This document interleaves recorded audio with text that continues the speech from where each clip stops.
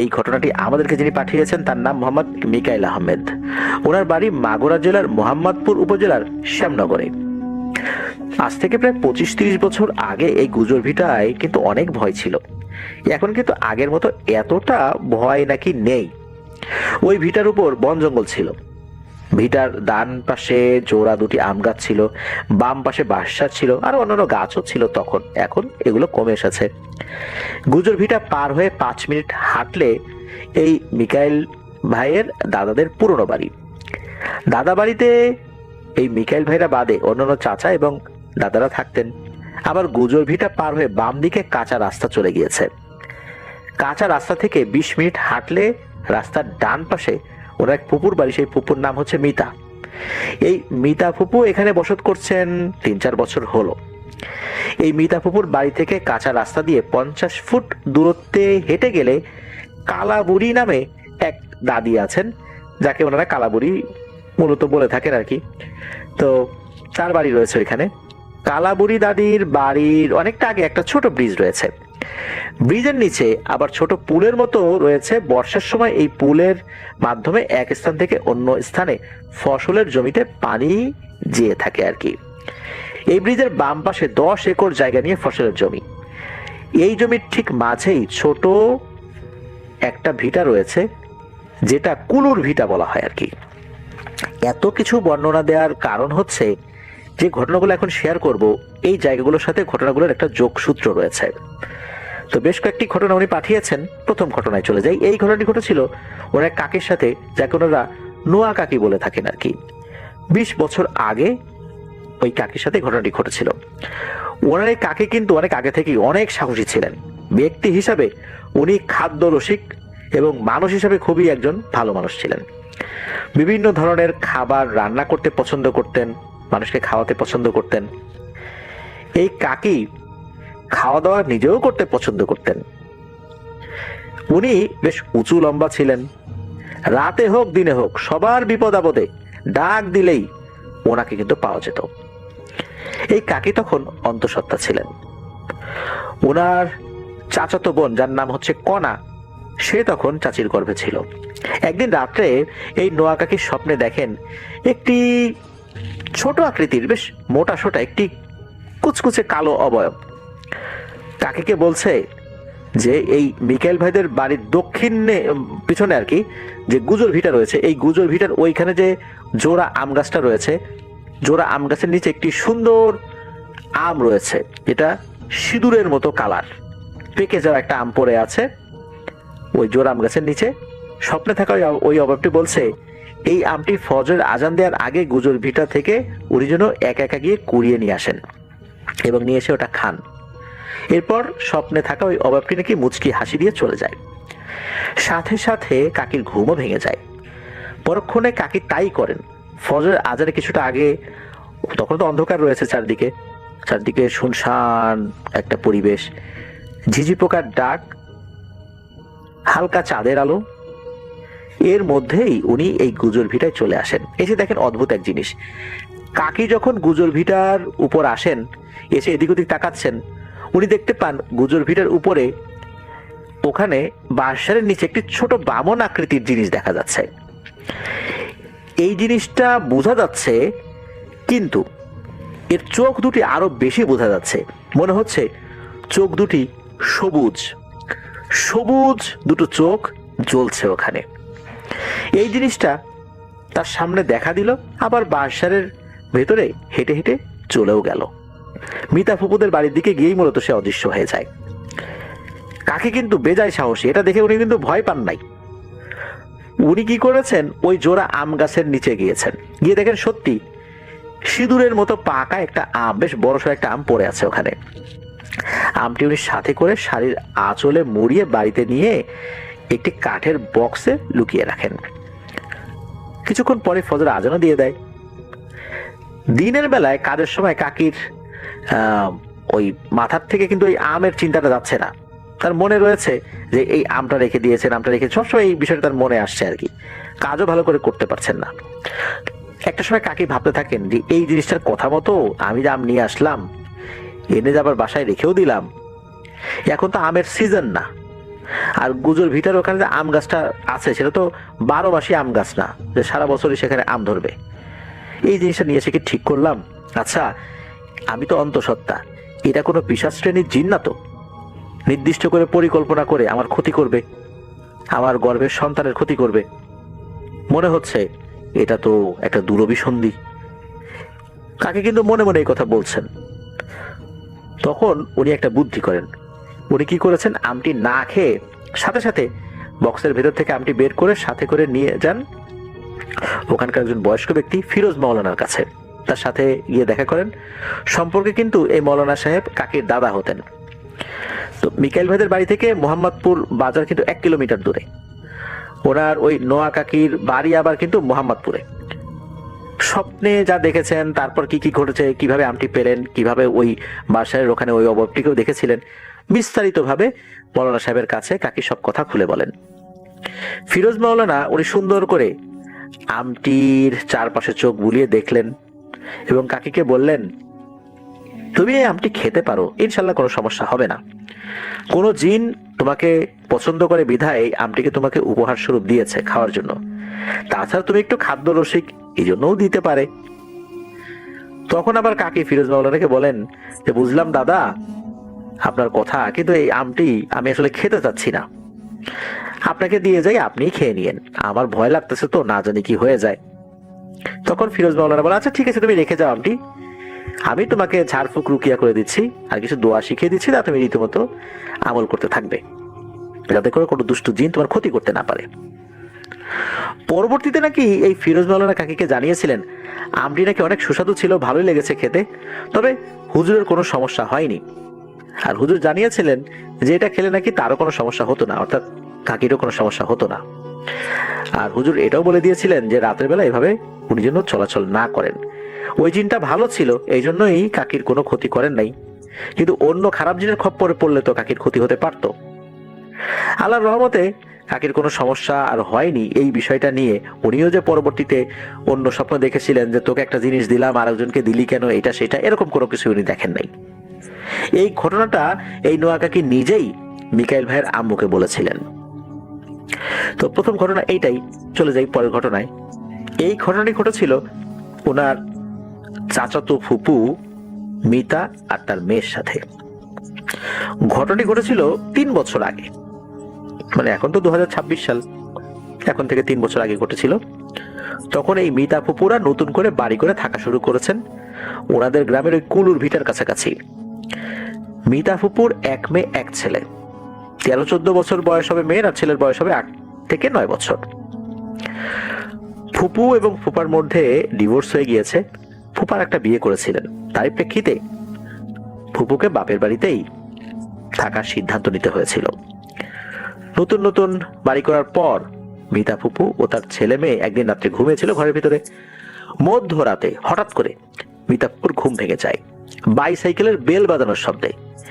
মিতা ফুপুর মনে হচ্ছিল যে বাড়ির পাশে থাকা যে রাস্তা, এই রাস্তা থেকে কেউ একজন বাইসাইকেল চালাতে চালাতে বেল বাজিয়ে মিতা ফুপুদের উঠোনের দিকে আসছে, আবার বাইসাইকেলটা চালিয়ে নিয়ে রাস্তার দিকে চলে যাচ্ছে, আর বেল বাজিয়ে যাচ্ছে ক্রিং ক্রিং ক্রিং শব্দ করে।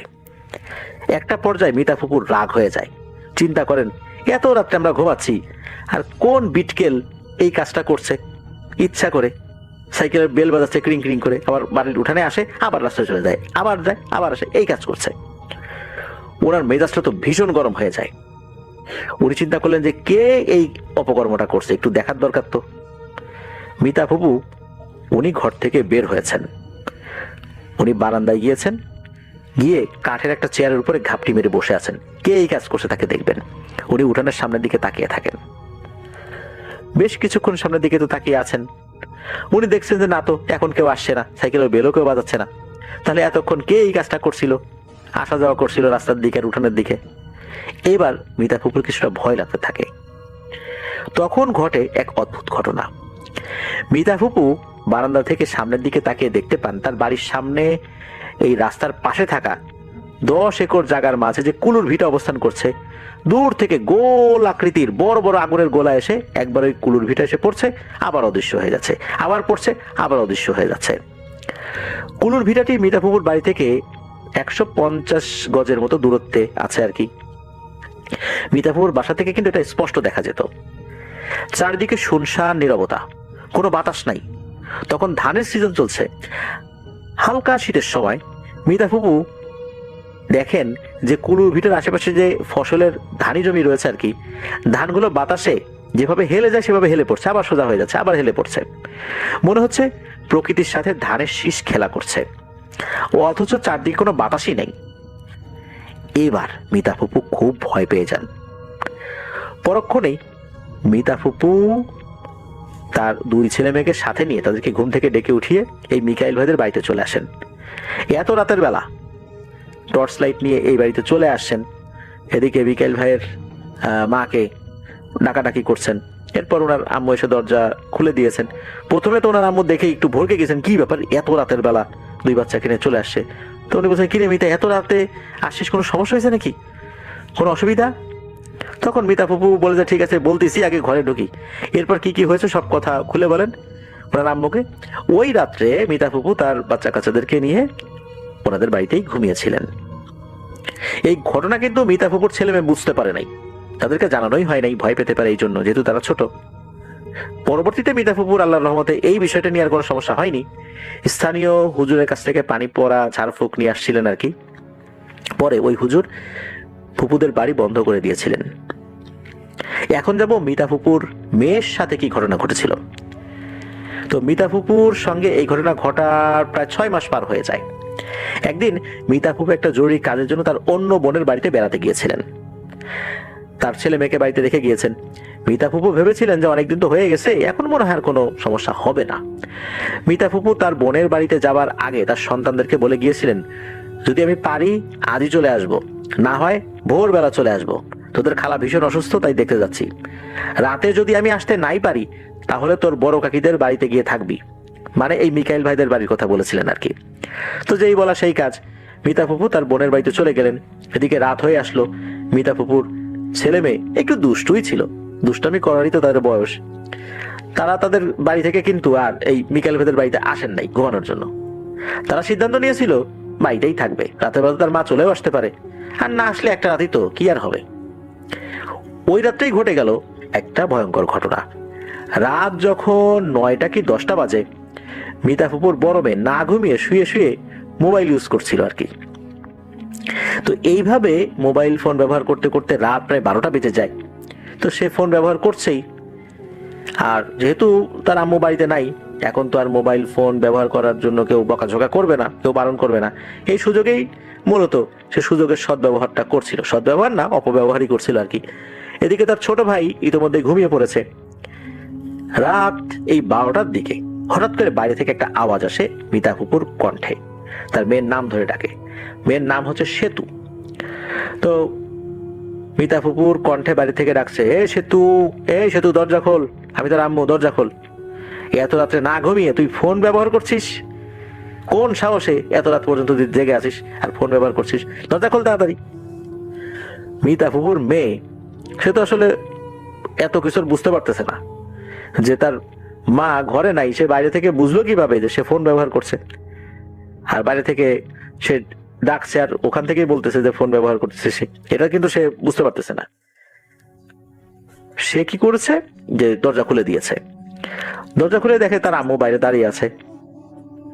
তারপর সে বলছে যে মা তুমি আসছো, ভালো হয়েছে, ঘুম আসছিল না তো একা একা, এই জন্য একটু ফোন ব্যবহার করতেছিলাম। তো মিতা ফুপু উনি ঘরে ঢোকেন, ঢোকার পর বলতে চাই এক্ষুনি যা খাটের উপর গিয়ে ঘুমিয়ে পড়।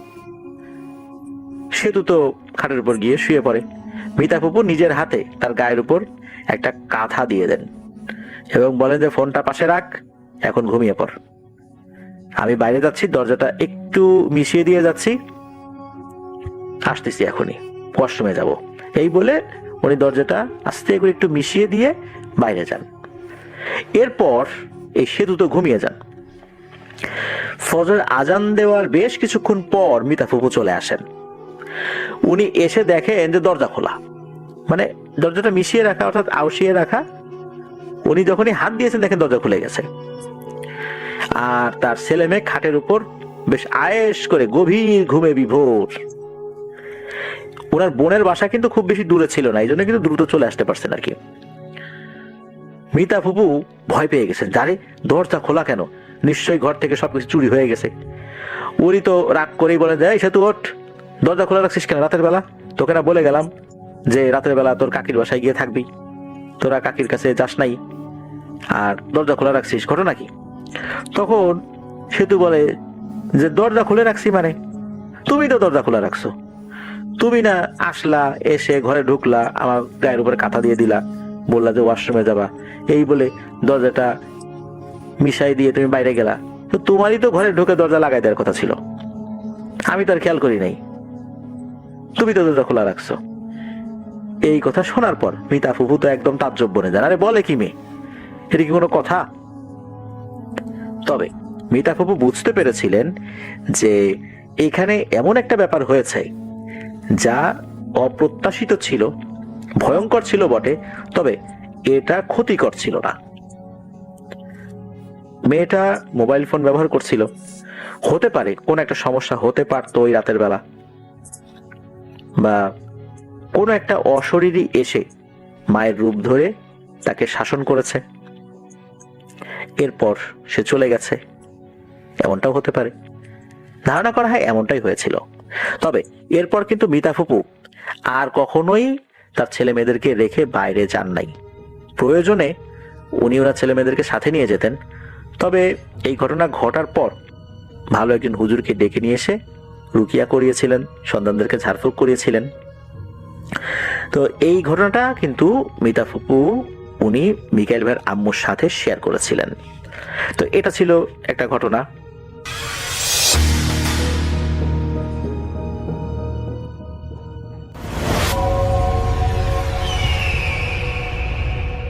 তো আমি এখন চলে যাই প্রথম ঘটনায়, যেটা আমাদের কাছে শেয়ার করছে শান্ত কুড়িগ্রাম থেকে। শান্ত তার বড় ভাই মন্টুর একটি ঘটনা শেয়ার করেছেন এবং তিনি বলেছেন যে এই ঘটনাটা তার বড় ভাইয়ের সাথে ঘটেছিল 90 দশকে। এখন তার বড় ভাই অনেক সিনিয়র, এখন অনেক বয়স হয়েছে, তিনি এখন তার যে কর্মজীবনে আছেন। যাই হোক, তার সেই সময়কার সেই ঘটনা শান্ত শেয়ার করেছেন এবং রিকোয়েস্ট করেছেন আমি যেন আমার মতো করে ঘটনাটা আপনাদের কাছে প্রেজেন্ট করি। তো আমি চলে যাচ্ছি শান্তর সেই ঘটনায়। 90 দশকের কথা। শান্তর বড় ভাই মন্টু তখন কেবল এইচএসসি পরীক্ষা দিয়েছেন। যাই হোক, তিনি ঘোরাফেরা করছিলেন, তার মতো সময় কাটাচ্ছিলেন, বন্ধু বান্ধবের সাথে বেশ চুটিয়ে আড্ডা দিচ্ছিলেন। তো একসময় তাদের রেজাল্ট হয়। রেজাল্টের দিন খুব খারাপ একটা অবস্থা, কারণ তিনি তার পরীক্ষায় খুব খারাপ করেন। খারাপ রেজাল্ট করার কারণে যখন বাসায় এসে শান্তর বাবাকে জানান, তিনি প্রচন্ড রাগ করেন, কারণ শান্তর বড় ভাই মন্টুর উপর তিনি এমনি রেগেছিলেন। মন্টু ওই সময় অনেকটা বেপরোয়া হয়ে উঠছিল, মানে আর কি ঘোরাঘুরি আড্ডা এবং বাবার কথা শুনতেন না, তারপর পড়াশোনা ঠিক মতো মন দিতেন না। তো এই কারণে এমনি রেগেছিলেন শান্তর আব্বা। তিনি অনেক সৎ কর্মঠ মানুষ ছিলেন, অনেক কষ্ট করে সংসার চালাতেন। তো ছেলের এরকম রেজাল্ট খারাপ তিনি মেনে নিতে পারলেন না, তিনি প্রচন্ড রাগারাগি করলেন, শাস্তি দিলেন মন্টুকে। তিনি শাস্তি দিলেন এবং শাস্তি দেওয়াতে মন্টু বেশ অভিমান করলো, সে বাসা থেকে বের হয়ে আসলো। তো বাসা থেকে যখন বের হয়ে আসছে তখন মন্টুর বাবা বলতেছিল যে তুই যা, তুই আর কখনো ফেরত আসবি না, তুই আর কখনো আমার বাসায় আসবি না। তো মন্টুর এই কথাটা আরো খারাপ লাগছিল, তো সে বাসা থেকে হেঁটে বের হয়ে যায়। তো বের হয়ে কি করবে, কোনো কুল কিনারা নাই। তখন অলরেডি রাত হয়ে গেছে, প্রায় 7:30টার মতো বাজে। তখন 7:30 মানে বেশ রাত। 90s গ্রামে এই টাইমটা অনেক রাত। তো যাই হোক, সে এদিক ওদিক চিন্তা করতেছে যে কি করবে, কারণ তার অন্যান্য ফ্রেন্ডদেরকেও তার বাবা অনেক রকমের কথা বলছিলেন এবং তাদের বাবার সাথেও, মানে গার্ডিয়ানের সাথেও কথা বলছিলেন যে আপনার ছেলের সাথে মিশে এরকম হচ্ছে আমার ছেলে, মানে যেটা মানে শান্তর বাবা করছে আর কি। তো এটা করাতে মন্টুর যে বন্ধু বান্ধবের বাবা মা ছিল তারাও মোটামুটি মানে বেশ ফেড আপ, মন্টুকে দেখতে পারতো না এই কারণে।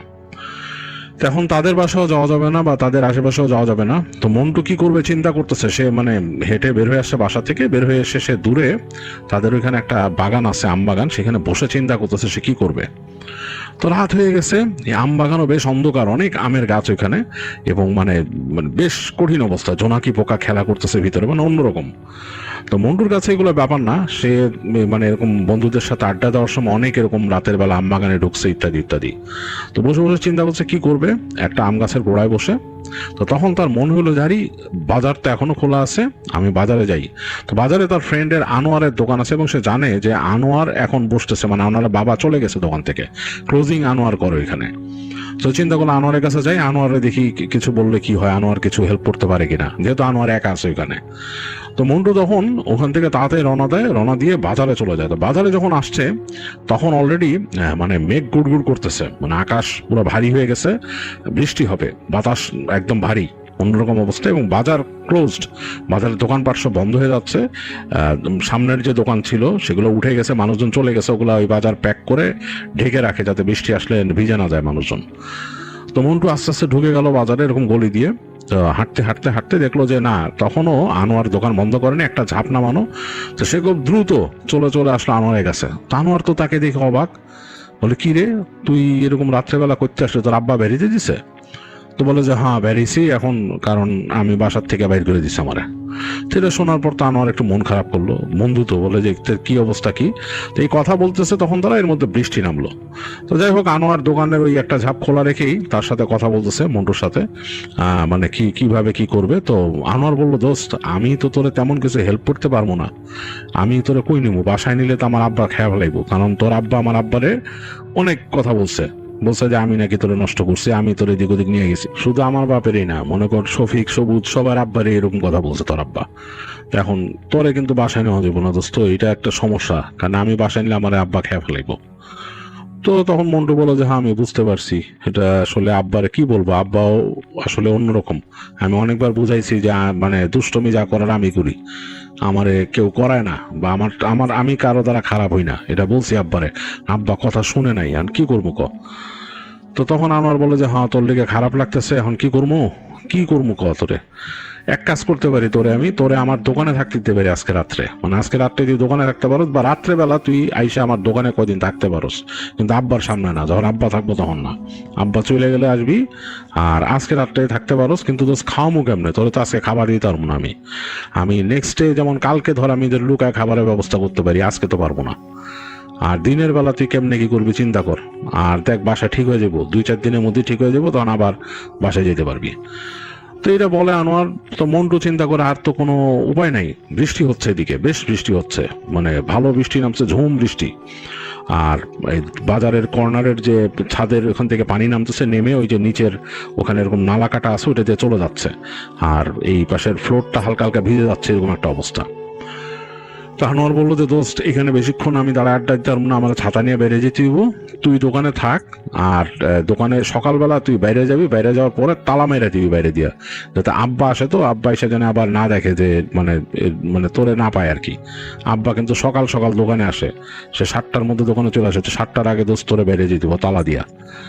তো তখন শুনে একটু মন খারাপ হয় মন্টুর, কি করবে, মানে তার তো বেলা করে ওঠার অভ্যাস ঘুম থেকে, তো কিছু করার নাই। আনোয়ার বলে আর তুই আমাকে দোকানে কিছু খাবার টাবার আছে, খাইস, এগুলা বন রুটি আছে, এগুলা খাইস রাত্রে। এগুলো বলে যে দোস্ত আজকে আর খাবার দিতে পারলাম না, তোরে কিছু মনে করিস না, কি করবো ক। তো এগুলো বলে আনোয়ার বিদায় নেয়, মন্টুকে বোঝাই দিয়ে যায় কিভাবে সকালে তালা দিবে, সে কিভাবে রেখে যায়, মানে সে যেভাবে বন্ধ করতো পুরো পদ্ধতিটা বোঝাই দিয়ে যায়। আর বলে যে রাতের বেলা কিন্তু দোকান থেকে বাইরেইস না, বাইরে ঘোরাঘুরি করিস না, কারণ বাজার তো অন্যরকম জায়গা, বুঝোস না। তো বলে কি হিসে মন্টুকে, কি অন্যরকম জায়গা, কারণ না বেটা এত বড় একটা বাজার, মানুষজন নাই, দোকানের মধ্যে সাধারণত মানুষ থাকে না, ওইদিকে ওই যে মুরগি দোকান আছে ওখানে কয়েকটা মানুষ থাকে, আর এই পাশে কিছু আড়ত আছে, আড়তের ওই যে গোডাউন ওইখানে কয়েকজন মানুষ থাকে, এছাড়া কিন্তু মানুষ নাই, বাজার পুরা খালি। ওই যে একটু পরে যখন আমি বাইরে যাবো দেখবি এখানকার গার্ড আছে বাজারের, মানে ওই আইসা এখান থেকে পুরো চেক করবো গলি দিয়ে, তারপর একটা সামনের গেটটা লাগাই দিব, সামনে ওইখানে একটা কেচি গেট আছে, কেচি গেটটা তালা মেরে দিব, তো তুই এখানে খামাখা ঘোরাঘুরি করিস না, আবার উল্টা পাল্টা। তো এগুলো বলে আনোয়ার বিদায় নেয়। তো হাঁটতে হাঁটতে মন্টু যায় দোকানের ঝাপটা ওই অবস্থায় রেখেই আনোয়ারের সাথে যায়। আনোয়ার গেটের বাইরে যখন বের হয়ে যায় তখন বৃষ্টি পড়তেছে, বেশ বৃষ্টি। আনোয়ার মাথায় ছাতা ধরে তাড়াতাড়ি হাঁটা দেয়।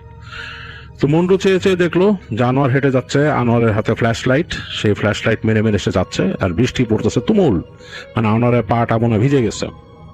তো এগুলো দেখতে দেখতে একসময় চিন্তা করলো যে আবার কখন নাইট গার্ড আসে কি তাকে কি প্রশ্ন করে। তো সে হেঁটে চলে গেল দোকানে। তো দোকানে গিয়ে সে তার যে স্যান্ডেল ছিল সেটা খুলে একপাশে রেখে আস্তে করে দোকানের ভেতরে ঢুকে ঝাপটা নামায় দেয়। নামাই দিয়ে দোকানের মধ্যে বসে আছে একটা এরকম চৌকির মতো, বেশ মোটামুটি ভালোই জায়গা। ওই জায়গায় চাইলে সে রাত্রেবেলা শুতে পারবে, সে বুঝতে পারে যে কিভাবে শুবে। ছোট ছোট কয়েকটা বস্তা ছিল জিনিসপত্রের, ওগুলো দেখে কোনটা নরম। এর মাঝে দেখে তেজপাতার একটা বস্তা আছে, তেজপাতা রাখা। তো ওইটা মাথাটা সে আনফোল্ড করে ওটাকে বেঁধে ফেলে, বেঁধে ওইটাকে রাখে, দেখে কচকচ শব্দ হচ্ছে, মাথা রাখতে পারবে। আর এখানে গামছা ছিল, গামছাটা ওইটার উপর দিয়ে নেয়, বুঝতে পারে যে এখানে মাথা রাখা যাবে। তো চিন্তা করলো যে ভিতরে বাতি জ্বালায় রাখাটা বেশিক্ষণ ভালো হবে না। এমনি তো তখনকার লাইট হচ্ছে যে লাল বাতি ভিতরে। চিন্তা করলো যে এটা জ্বালায় রাখলে আবার যদি ওই গার্ড এসে দেখে, বন্ধ করার আগে সে একটা বলে রাউন্ড দিবে এখানে। তো সে খুঁজতে থাকে দোকানের মধ্যে মানে আলো জ্বালার মতো কি আছে। তো দেখলো ওখানে হারিকেন আছে একটা। ওই হারিকেনটা মনে হয় তার বাবা ব্যবহার করে, কারণ অনেক সময় ইলেকট্রিসিটি থাকে না বেশিরভাগ সময়। তো হারিকেনটা দেখে তেলও আছে ভিতরে, আবার মোমবাতিও আছে। ফলে চিন্তা করলো যে এখানে যদি মোম জ্বালাই তো মোমটা তো গলবে। সকালবেলা আনোয়ারের বাবা এসে দেখলে কি অবস্থা, কি চিন্তা করবো অনেক কিছু। তার থেকে হারিকেনটা জ্বালাই। তো হারিকেনটা জ্বালায় সে বাতিটা নিভাই দিল। হারিকেনের আলো তো কম, একদম ডিম করে দিছে হারিকেন। ডিম করে এক কোনায় রেখে সে শুয়ে আছে।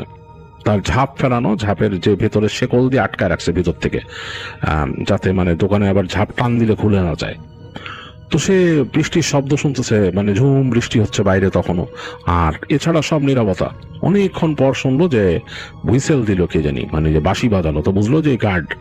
তো তারপর সে অনেকক্ষণ পর বুঝতে পারছে যেখানে গার্ড ঢুকছে এবং ওই যে লাঠি দিয়ে ঠেলা মেরে মেরে দেখতেছে দোকানের দরজাগুলা। তো তখন একবার মন্টু চিন্তা করলো যে যদি দোকানের ওই তার এখানে তালা না দেখে বাইরে দিয়ে, তখন আবার কি মনে করে গার্ড। এটা সে একটু ভয় পেয়েছে যে আবার এসে নকটক করলে তখন কি বলবে। তো চিন্তা করতেছে বলবে যে আমার ভাই, আমার কাজিন আমাকে রেখে গেছে দোকানে, আজকে আমি এখানে থাকবো, এরকম কিছু বলবে চিন্তা করছিল। পরে চিন্তা করছে যে এটা যদি বললে একটা সমস্যা হতে পারে, যে পরে আনোয়ারের বাবাকে হয়তো জিজ্ঞেস করতে পারে। বাট এছাড়া আর কি, নয়তো চোর টোর মনে করবে। সেই কারণে সে ভয়ও আছে। এক সময় দেখলো যে না, তার দোকানটা একদম শেষের দিকে কিন্তু এই গলির।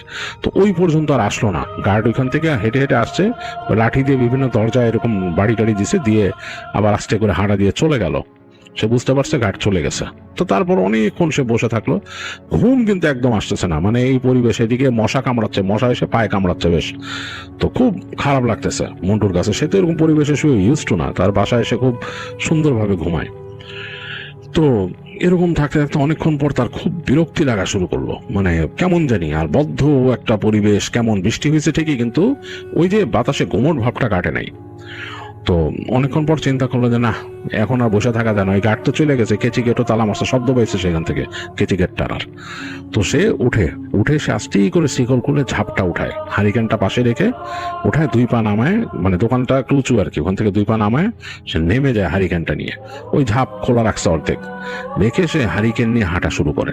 চিন্তা করে যে পুরো বাজারটা ঘুরি, তাহলে একটু সময় যাবে, আমার পরিশ্রম হবে, একটু ঘুমটাও আসবে। এই চিন্তা করে সে হাঁটতেছে। তো প্রথম তাদের যে গলি দিক দিয়ে সব দোকানের সারি, এই দোকানের সারি, এবং মানে এই পাশ থেকে একদম ওই পাশ পর্যন্ত। আর এই শেষ মাথায় যে একটু খোলা, ওইখান থেকে গাছ আছে, বড় গাছ থেকে ওই উপরে পানি, বৃষ্টির পানি জমে, সেই পানিটা ধুয়ে নেমে ড্রেন আছে, ড্রেনের ভেতর দিয়ে চলে যায় এরকম। তো রাস্তা দিয়ে সে হেঁটে হেঁটে যাচ্ছে সামনের দিকে, মানে যে গলিটা দিয়ে, ওই কেচি গেটের দিকে। তো হাঁটতে হাঁটতে চলে গেল একেবারে কেচি গেটের সামনে। বাইরে দাঁড়ায় তাকায় দেখতেছে যে তখনও বৃষ্টি হচ্ছে, তোড় কমে গেছে বৃষ্টির। আর গ্রামের যে গলি, মানে বাজারের বাইরের রাস্তা, একদম নির্জন, কিচ্ছু নাই কোথাও। তো সে আবার ফিরে আসলো হারিকেন নিয়ে। এসে প্রথম যে গলিটা এই পাশে ডান দিকে ঢুকছে, ওইটাতে ঢুকলো। তো ঢুকে দেখতেছে এখানে ওই চালের, আরো বড় বড় চালের বস্তা রাখা, একদম উঁচু উঁচু করে রাখছে, মানুষজন কেউ নাই। একদম কেমন একটা কোমট আবহাওয়া ওই জায়গাটার ভেতরে। আর সোজা দেখা যাচ্ছে, মানে একদম বড় একটা স্পেস, তো এদিক থেকে দেখা যাচ্ছে ওই পাশ পর্যন্ত খালি। তো চিন্তা করলো যে না, এদিকে না, বাম দিকে যাই, যে একটু হাঁটি। তো ঘুরে ওই রাস্তা পার হয়ে ওই পাশে রাস্তা ঢুকলো আর কি, মানে উল্টা দিকের যে ইটা। তো সেখান থেকে ঢুকে সে দেখতেছে এখানে বিভিন্ন সবজি টবজি এগুলো ঢেকে রাখছে, এবং এখানকার গন্ধটা জানি কেমন, মানে সবজির ঘ্রাণও আছে, আবার অন্যরকম কেমন জানি একটা কাঁচা কাঁচা পচা পচা গন্ধ। তো এই জায়গাটা জানি কেমন লাগতেছে তার কাছে। বৃষ্টির শব্দ তো আসতেছে ওই দিক থেকে। তা হাঁটতে হাঁটতে ডান দিকের অংশটা পার হয়ে আসলো। বাঁ দিকে যখন যাচ্ছে তখন সে বুঝতে পারছে যে এই জায়গায় মাংসের একটা দোকান, কেমন একটা মানে গন্ধ বেরিয়েছে ওই জায়গাটার মধ্যে, মানে 2-3টা মাংসের দোকান। তো ওগুলো পার হয়ে গেল। গ্রামে আসলে সাধারণত মাংস ওরকম বিক্রি হয় না। যাই হোক, শেষ মাথার দিকে বুঝতে পারছে সে মাছের আড়ত, এখানে মাছ টাছ আনে, এগুলো বেশ ঠান্ডা জায়গাটা। তার কাছে এইটা ভালো লাগলো, বেশ ঠান্ডা। এর কারণ হচ্ছে বরফ দিয়ে সব স্টক করে রেখে গেছে মাছগুলারে, যেগুলো এখানে আনছে এগুলো বরফ দিয়ে রেখে গেছে। ভোরবেলার দিকে হয়তো আরো মাছ আসবে এরকম কিছু, কিন্তু এই বরফের কারণে এই জায়গাটা বেশ ঠান্ডা। বড় বড় বরফ এনে রাখছে। সে দেখলো কতগুলা এরকম ইসের মতো স্ট্যাক করা গুলো ছালা দিয়ে রাখছে, কি কি দিয়ে রাখছে, ভুসি টুসি। দুই ভাই যে সে হেঁটে হেঁটে যাচ্ছে, তার কাছে একটু ডিফারেন্ট লাগতেছে, কারণ সেই জিনিসগুলো রাতের বেলা কখনো দেখে নাই। একটা বদ্ধ বাজারের ভেতরের পরিবেশ কেমন সেটা সে কখনো দেখে নাই। তো হাঁটতে হাঁটতে একদম শেষে আসলো, এসে দেখতেছে এই পাশের যে কর্নারের মধ্যে মনে হচ্ছে কোনো নড়াচড়ার শব্দ পেলো, মানে খটখট খড়খড় এরকম মানে শব্দ হচ্ছে, কিছু একটা নাড়াচড়া করতেছে কেউ। তো শব্দটা শুনে মনটা অনেক সচকিত হয়ে গেল। এর কারণ হচ্ছে যে সে জানে যে বাজারে তো রাতের বেলা কেউ থাকার কথা না। ওই যে নাইট গার্ড আছে সেও বাজারের ভিতরে থাকে না, সে বাইরে থাকে। আর কেউ তো ঢুকে না রাত্রেবেলা, মানে ঢুকলে তা আনোয়ার বলতো যে কেউ আসে বা দোকানে মানুষ আছে। চালের আড়তের কথা বলছে, এটা তো ওই পাশে, এইখানে তো কিছু না। এইখানে কে রাতের বেলা শব্দ কে করে? মন্টু সাথে সাথে তার হারিকেনটা নিচু করে ফেললো, নিচু করে মানে ওইটাতে এমনি মানে যা দালান ছিল তারও ডিম করলো। আরো ডিম করে তার বাঁ পাশে সবজির ঝুড়ি ছিল বড় বড়, অনেক সবজি রাখা, ওগুলোকে যে প্লাস্টিক পলিথিন এগুলো দিয়ে পেঁচা বাঁধা। ওইটার আড়ালে সে যে আস্তে আস্তে করে উকি দিল কর্নারে, যেখান থেকে শব্দ আসতেছে ওইদিকে। তো ওদিকে সে দেখতেছে ওখানে কিন্তু অনেকটা খোলা জায়গা আছে, মানে আকাশ মানে ছাদ খোলা আর কি, ছাদের ওখানে গ্রিলের মতো করা যাতে কেউ না ঢুকতে পারে ওদিক দিয়ে, কিন্তু খোলা মানে ফাঁকা জায়গা। তো ওইখানে আবার টিন এরকম বাঁকায় দেওয়া, ওখান থেকে বৃষ্টির পানি নেমে যাচ্ছে, নেমে ওই যে নালাতে পড়তেছে, একটা নালা আছে বাজারের নিচ দিয়ে, ওই নালা দিয়ে যায় আর কি। তো ওই নালাতে এসে পানি পড়তেছে, ঝরঝর করে শব্দ হচ্ছে পানি পড়ার, আর এই বৃষ্টিও ওখানে ঢুকতেছে। আকাশের আলো যতটুকু আছে দেখা যাচ্ছে, মাঝে মাঝে যে বিজলি চমকাচ্ছে যে হালকা, ওই ফ্ল্যাশের আলো ওখান থেকে ঢুকতেছে। তো মন্টু দেখলো, দেখে বেশ অন্যরকম লাগলো এই পানি পড়াটা। আর ওই পাশে ওই যে ফাঁকা জায়গাটার ওই পাশটা অন্ধকার, ওই জায়গায় মনে হয় কিছু আড়ত বা কিছু ওখানে রাখা। ওই হালকা আলো, আকাশের আলো ওখানে পড়ে একটু আলোকিত হচ্ছে। যখন বিজলি চমকালো তখন মন্টু দেখলো ওই জায়গাটা একটু দেখা যাচ্ছে, ওখানে অনেক বড় বড় ঝুড়ি রাখা, মনে হয় মাছ টাছ স্টক করে রাখছে ওইখানে। তো ওইখান থেকে শব্দটা আসতেছে। তো মন্টু চিন্তা করলো এখানে কি কুকুর টুকুর আছে নাকি, বিড়াল টিয়াল আছে নাকি, মাছের আড়তের দিকে যায়। হতে পারে এগুলো তো আগেই ঢুকে থাকে বাজারে, হয়তো রাতের বেলা বের হয়ে হাঁটাহাঁটি করে। তবে মন্টুর ভয় হলো যে তাকে দেখে ফেললে সমস্যা, কারণ তাকে দেখে এখানে ভাববে একদম মানে আগন্তুক আর কি, তখন কিন্তু মানে কুকুর দেখা যাবে কামড়ও দিতে পারে। তো এই একটু ভয় পেয়েছে, ভয় পেয়ে মন্টু চিন্তা করলো যে আমি কি চলে যাবো এখান থেকে। কিন্তু তার কিউরিয়াসিটি হলো যে আসলে কি শব্দটা কিসের হচ্ছে, এবং সে মোটামুটি ভালোই পাইতেছে শব্দ, নাড়া চাড়া মনে হচ্ছে ওই যে মানে ওই যে ঝুড়ি কেউ টেনে সরাচ্ছে এরকম সর শব্দ হইতেছে।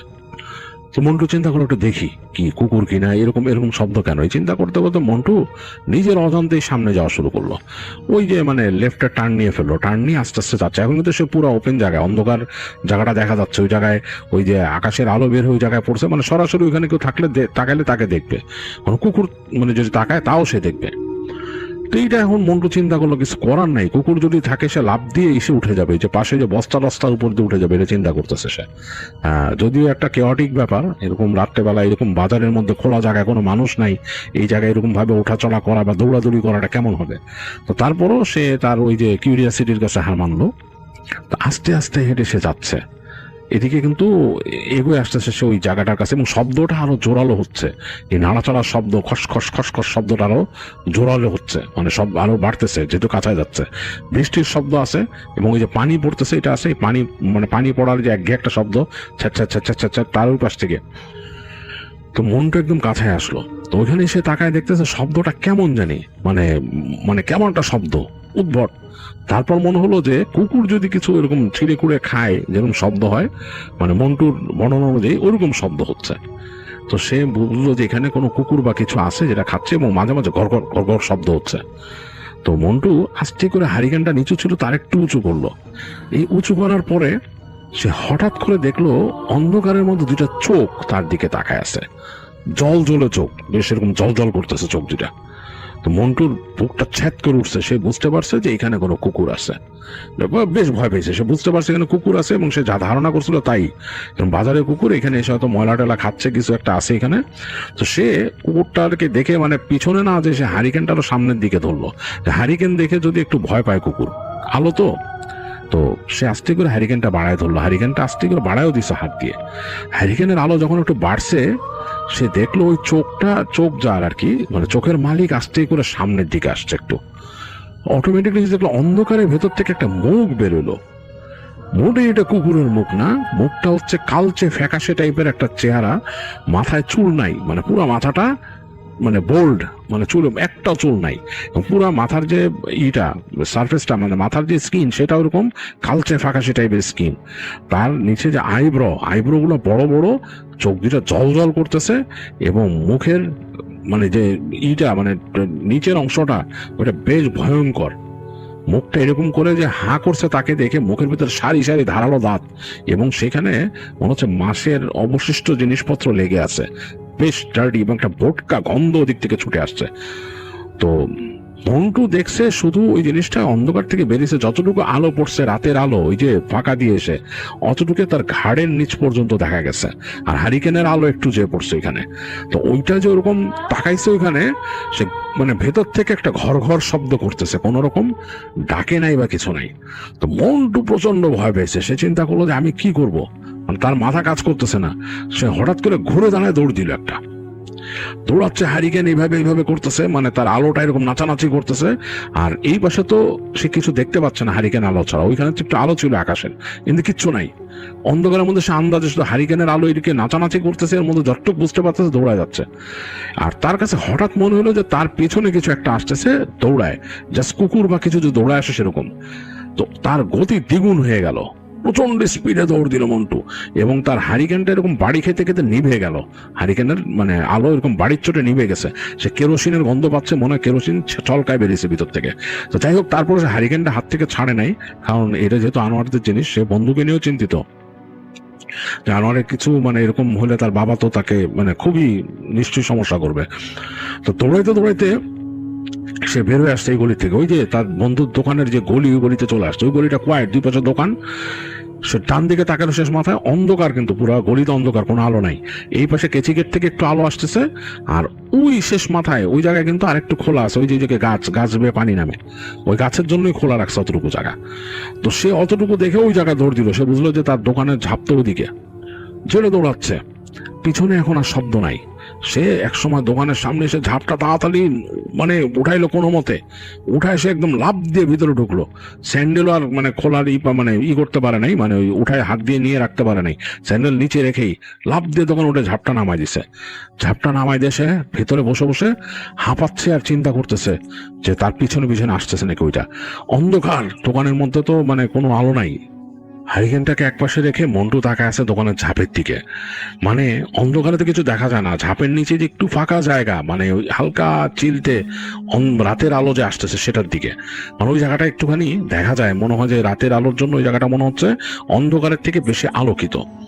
তো সে চুপচাপ তাকায় আছে, তখনও কিন্তু সে ভয়ে মানে স্থির হইতে পারে নাই ঠিক মতো। এদিকে কেরোসিনের প্রকট গন্ধ আসতেছে, হারিকেন থেকে ছলকায় কেরোসিন পড়ছে। তো মন্টু আস্তে আস্তে সাহস করে শেকলটা ধরে ওইটা যে ওই ইসের মধ্যে লাগাই দিল, মানে যে তার যে আরেকটা ঘাট এরকম উঠছে ঘাটে, যাতে ভেতর থেকে সে লাগাই দিছে, বাইরে দিয়ে যাতে কেউ টেনে খুলতে না পারে, মানে সেটা আন্দাজের মধ্যে শেকল ধরে পড়ছে। সে হারিকেন জ্বালাইতে এখনো সাহস পাচ্ছে না।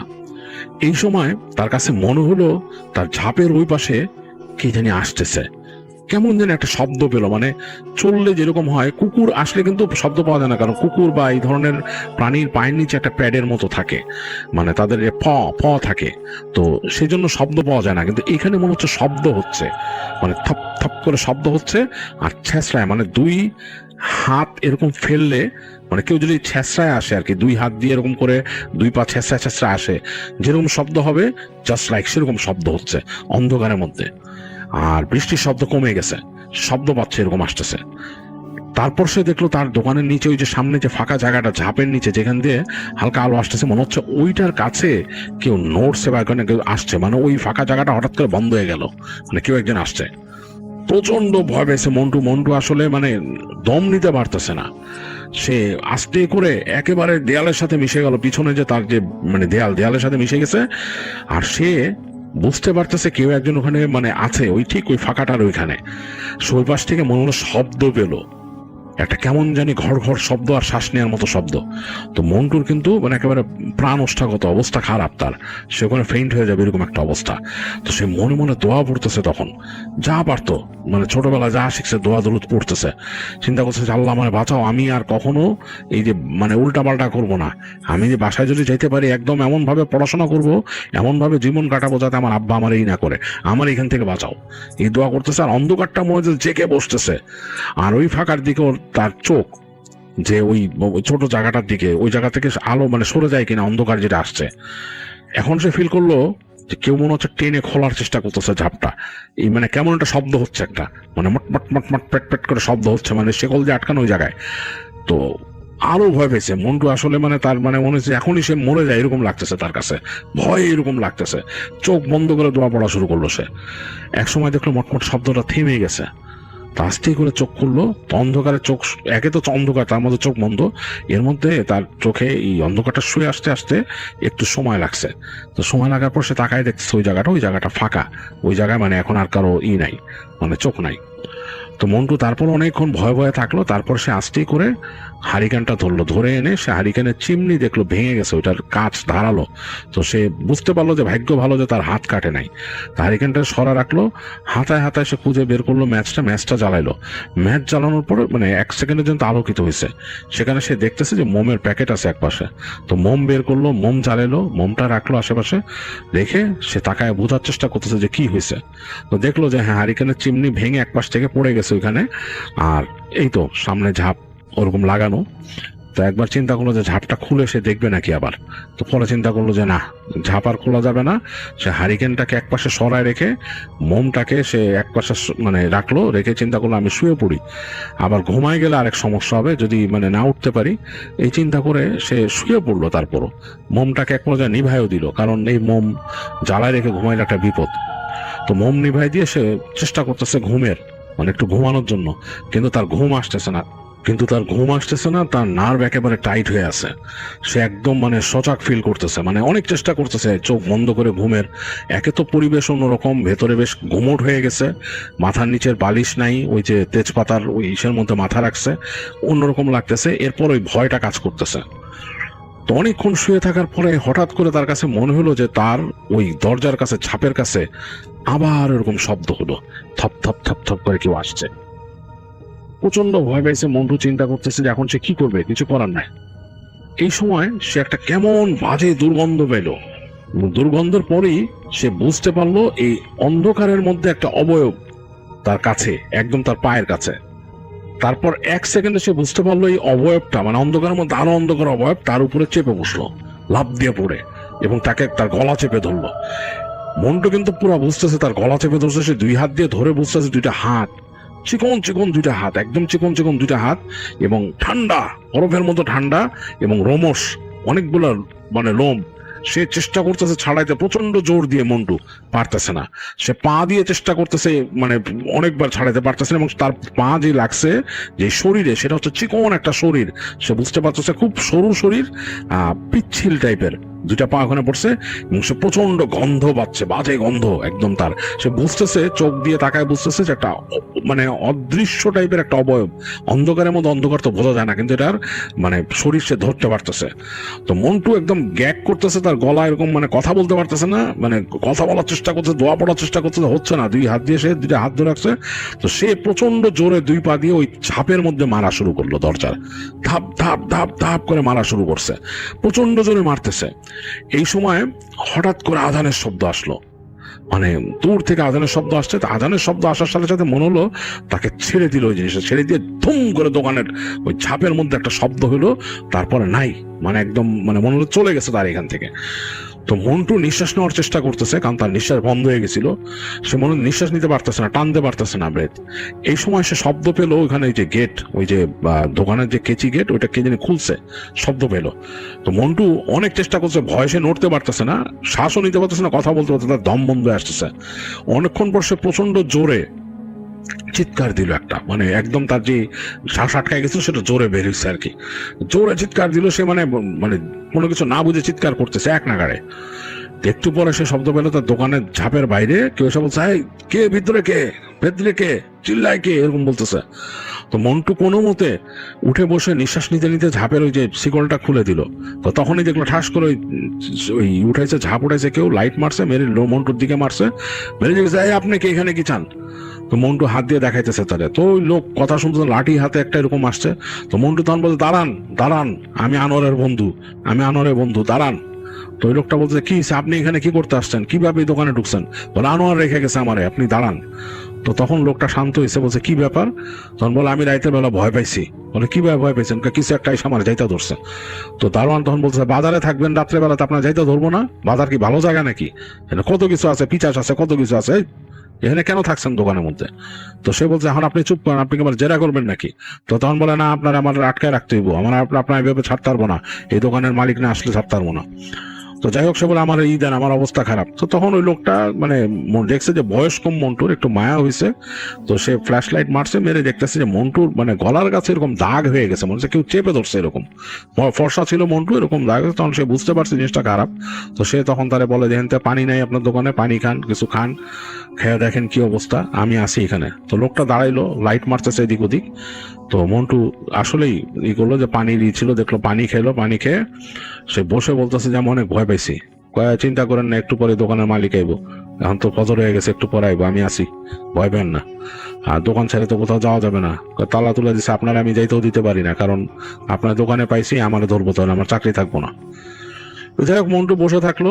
সকালবেলা আনোয়ারের বাবা আসলো। বাবা এসে তো প্রথমে ঢুকেই তিনি ওই দোকান খুলছে, ওইদিকে আরো শব্দ পাইছে, আরো দোকান খুলছে। আনোয়ারের বাবা এসে তো দোকান তার ঝাপ খোলা দেখে সে ভয় পেয়ে গেছে, কি ব্যাপার, তাড়াতাড়ি আসছে। আর গার্ডরে দেখছে কাছে। তো গার্ড বলতেছে, "আপনার পোলার বন্ধু এখানে, ওরে দোকানে থাকতে দিয়েছে আপনার পোলা, রাত্রে ওরা ভূতে ধরছে রাত্রে।" আনোয়ারের বাবা আকাশ থেকে পড়লো। তো মন্টু সালাম দিয়ে বললো, "চাচা, আমারে আনোয়ার থাকতে দিছিল কালকে দোকানে।" তো বললো, "কেন?" তো বললো যে, "আমার বাসার থেকে এরকম এরকম সমস্যা।" আনোয়ারের বাবা আসলে অতটা রাগী না, যতটুকু মনে করতো মন্টু যতটুকু ভাবছে, আনোয়ারও যতটুকু ভাবছে তার বাবাকে যতটুকু রাখবে সেরকম না।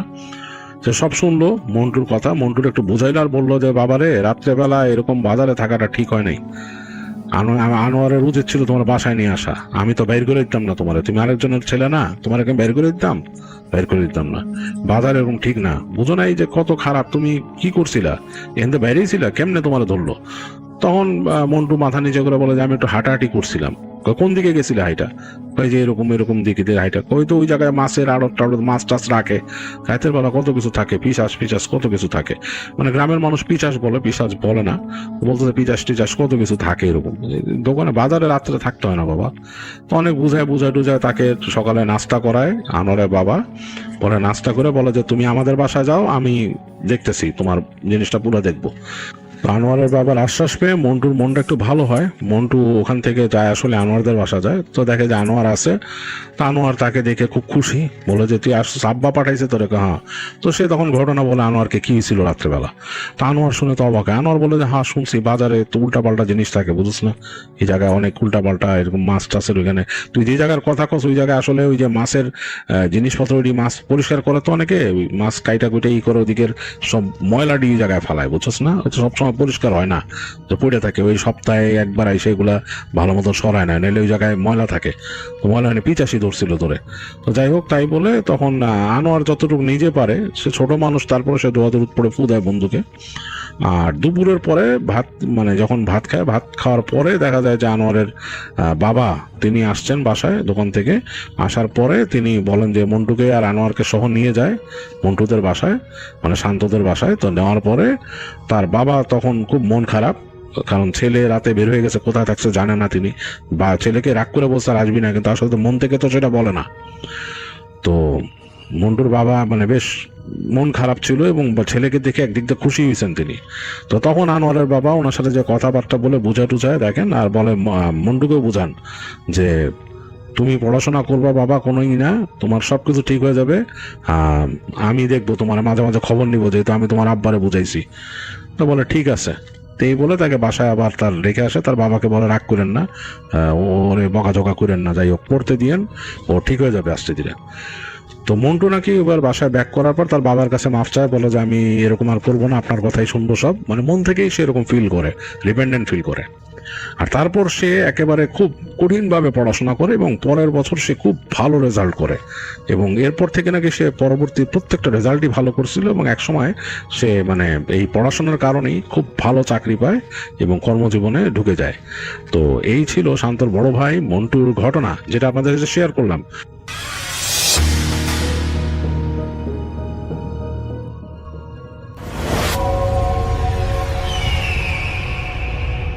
থ্যাংক ইউ রাসেল ভাই। আমি যে ঘটনাটা শেয়ার করবো আজকে, এটা আমাকে পাঠিয়েছে হচ্ছে শাহিন নামে এক ভাই। আসলে তিনি মানিকগঞ্জে থাকে, আর তার ঘটনাটা হচ্ছে পিরোজপুরের। তো এটা অনেকদিন আগের ঘটনা। ওই সময় মনে করেন 88 বন্যার সময় আর কি, শুরু হয় নাই তখনও, কিন্তু ওই সময়কার ঘটনা। তো তখন তার বয়স 15 বছর ছিল, এবং এই ঘটনার সাথে উনি প্রত্যক্ষভাবে জড়িত আর কি, ওনার বাবার ঘটনা। তো যেহেতু ঘটনা একটু বড়, আমি অন্যান্য সবকিছু বাদ দিয়ে ঘটনায় যাই। তো যেইখানকার ঘটনা, সেটা বয়স সামনে সাল শুনে বোঝা যায় যে এতটা সভ্যতার আলো ছিল না জায়গায়। আর বাসার আমাদের বাড়িটা থাকতো একবারে, বাড়িটাও ছিল একদম অজপাড়া গায়ে। আর আলো আলো বলতে হচ্ছে রাসেল ভাই, রাত্রেবেলা চলতে গেলে ল্যাম্প পোস্ট না, টর্চ লাইটে চলতো। আর টিভি তো ছিল না, মানে 2 গ্রাম মিলে 2টা বাড়িতে টিভি ছিল। তো ওনার বাবার একটা ব্যবসা ছিল, ওই যেসব বাড়িতে বাড়িতে টিভি ছিল, ওরা উইকলি কি করতো, ওই শুক্রবার হলেই দেখা যেত ব্যাটারি ভাড়া করতো। তো ওনাদের বিজনেসটাই ছিল এরকম ব্যাটারি ভাড়া দেওয়ার। ওরা এরকম আপনার জেনারেটরের মেশিন চালু করে এই ব্যাটারিগুলো চার্জ দিত এবং বিভিন্ন বাড়িতে বাড়িতে ওরা ভাড়া দিত আর কি। আর ওনার দাদার আর কি, যে শাহিন ভাই, যে ওনার দাদার একটা বিজনেস ছিল, সেটা ওনার বাবা পর্যন্ত ধরে রেখেছে। এটা হচ্ছে রাসেল ভাই কে মারা গেলে যেসব ম্যাটেরিয়ালস গুলো লাগে, সেই সবের দোকান আর কি। ওনার দোকানের নাম হচ্ছে চিরবিদায় স্টোর।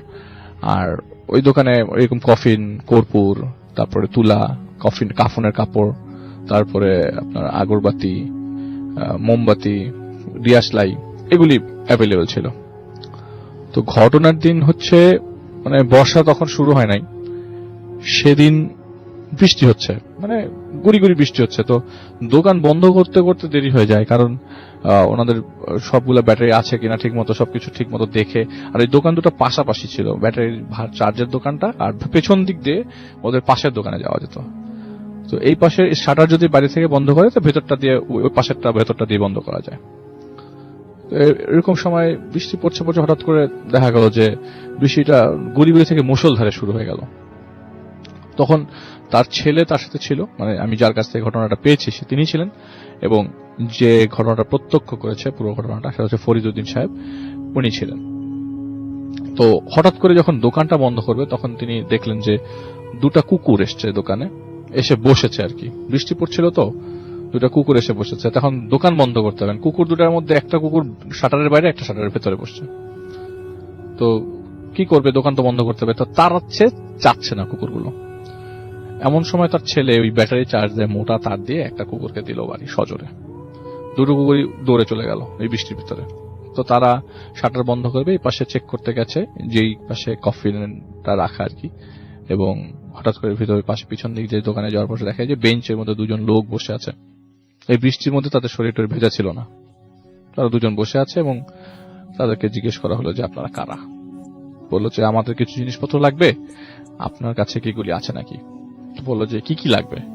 তো সর্বপ্রথম বলে আমাদের 200 গজ কাফনের কাপড় লাগবে, আমাদের 2টা কফিন লাগবে, আর লাগবে হচ্ছে 100 প্যাকেট আগরবাতি, আর দিয়াশলাই লাগবে। বুঝছে, আমি আপনাকে কফিন দিতে পারবো, কিন্তু এখন এত রাতে তো সম্ভব না, আমার এখানে একটাই বানানো আছে।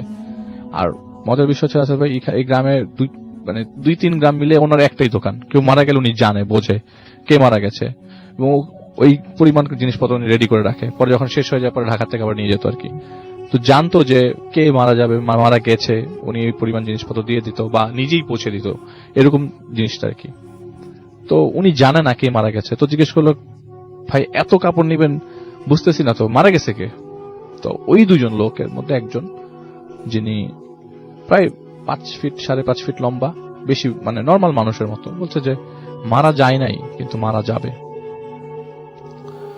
তখন উনি একটু মানে রাফ অ্যাটিটিউড শো করে আর কি। কারণ আমি একটু জিনিস স্কিপ করে গেছি, বলেছি যে বড় ঘটনার কারণে আমি এগুলি জানাইনি। উনি একটু প্র্যাকটিসিং মুসলিম ছিলেন, আর এলাকার ভিত্তিক যেসব মানুষগুলো ওনার কাছে যেত, ওনার সবাইকে ভালো উপদেশ দিত, আমলের ব্যাপারে বলতো, অনেক সবাই খুব পছন্দ করতে থাকে। তো তিনি বললেন যে ভাই আপনারা কি নিয়ে মজা হাসি ঠাট্টা করতেছেন, জান এগুলি আমি বিক্রি করবো না, নইলে আমি আপনাকে ম্যানেজ করে দিতে পারতাম হয়তোবা, কিন্তু এগুলি মজা করার বিষয় না, আপনারা যান দোকান থেকে চলে যান। তো আমি দোকান বন্ধ করবো, আমাকে বাড়িতে যেতে হবে। তো উনি দোকানের ভিতর থেকে এরকম ওনাদেরকে এক প্রকার রাফ ব্যবহার করে তাড়িয়ে দেয়। তো যেহেতু দোকান বন্ধ করতে হবে, উনি শাটার বন্ধ করে দোকানের ভেতর থেকে দুটো পলিথিন নিয়ে রওনা দিয়ে দেয় ছেলেকে নিয়ে। তো অর্ধেক পথ আসার পথে ওনার বুকে ব্যথা শুরু হয়ে যায়, বৃষ্টিও কমে যায়, তখন দমকা হওয়া বইছিল। বুকে ব্যথাটা এরকম যে ওনার শার্প কিছু দিয়ে হার্টের মধ্যে কেউ যদি মানে ছুরি দিয়ে আঘাত করতে, এরকম ব্যথা হঠাৎ করে। তো তিনি ওই তার বাড়িতে যাওয়ার পথে যে জায়গায় বসে বন্ধুদের সাথে আড্ডা দিত, সেই জায়গায় উনি বসার জন্য চিন্তা ভাবনা করলেন, যে জায়গায় বসি তুই তো তোর মাকে ডেকে নিয়ে আয়। তার ছেলেকে বসে তোর মাকে, এবং সেদিন তার ওয়াইফের ভাই আসছে আর কি, মানে তার শ্যালক এসছে বাড়ির বাসায়, তো বলেছে যে তোর মামাকে ডেকে নিয়ে আয়। তো তার বুকে প্রচন্ড ব্যথা থাকার কারণে সেই জায়গায় বসে পড়ে। আর তার জন্ম এই জায়গায়, তার বাবার জন্ম এই জায়গায়, মানে ওই জায়গার মানুষ সে, তো এই জায়গাটা ভয় পাওয়ার কোনো কথাই নেই, মানে ভয় পাওয়ার কোনো প্রশ্নই আসে না। তো হঠাৎ করে বাতাস বইছে, হঠাৎ করে তার পেছনে একটা থপাস করে শব্দ হয়, মানে গাছের উপর থেকে কিছু একটা পড়লো। কিন্তু এটা এরকম কোনো গাছ না যে উপর থেকে কিছু পড়বে, এটাও নর্মাল করোই গাছ আর কি, এটা নিচে বসে আছে আর কি। হঠাৎ করে জিনিস পড়লো, তো তার সাথে টর্চ লাইট ছিল, টর্চটা ছিল লুঙ্গির ভিতরে বাঁধা, যেহেতু বৃষ্টি পড়ছিল টর্চটা যেন না ভিজে সে লুঙ্গির সাথে বেঁধে রাখছিল।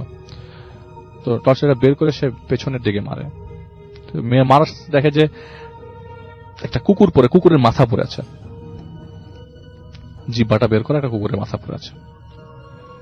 উনি খুব অবাক হয়ে দেখতে দেখতেই কয়েক সেকেন্ডের মধ্যে উপর থেকে আরেকটা কুকুরের মাথা পড়ে, এবং 1 মিনিটের মধ্যে ওনার সামনে কুকুরের লেজ, হাত, পা, একটা পর্যায়ে নাড়ি ভুড়ি সহ পড়ে, চিৎকার করতে থাকে। ওনার শরীরটা অসাড় হয়ে যায় ওই মুহূর্তে, উনি মুভ করতে পারে না। উনি এমন করে বলতে থাকে যে উনি যে চিৎকার করে বলছে এটা কেউ শোনার মতো অবস্থা না, কারণ উনি যেখানে বসেছিল ওই জায়গাটাও পরিচিত, ওখানে পিছনে যে ঘরগুলো আছে তাদেরকে ডাকলেই চলে আসার কথা, কিন্তু তার কথা হচ্ছে যে উনি যেভাবে বলছে তাতে উনি নিজেও মনে হয় শুনছে না, মানে তার মুখ টুক সব অবস্থা, মুখ দিয়ে কোনো কথাই বেরোচ্ছে না, এরকম ভাবে চিৎকার করছে, তো শোনার কথা না কারো।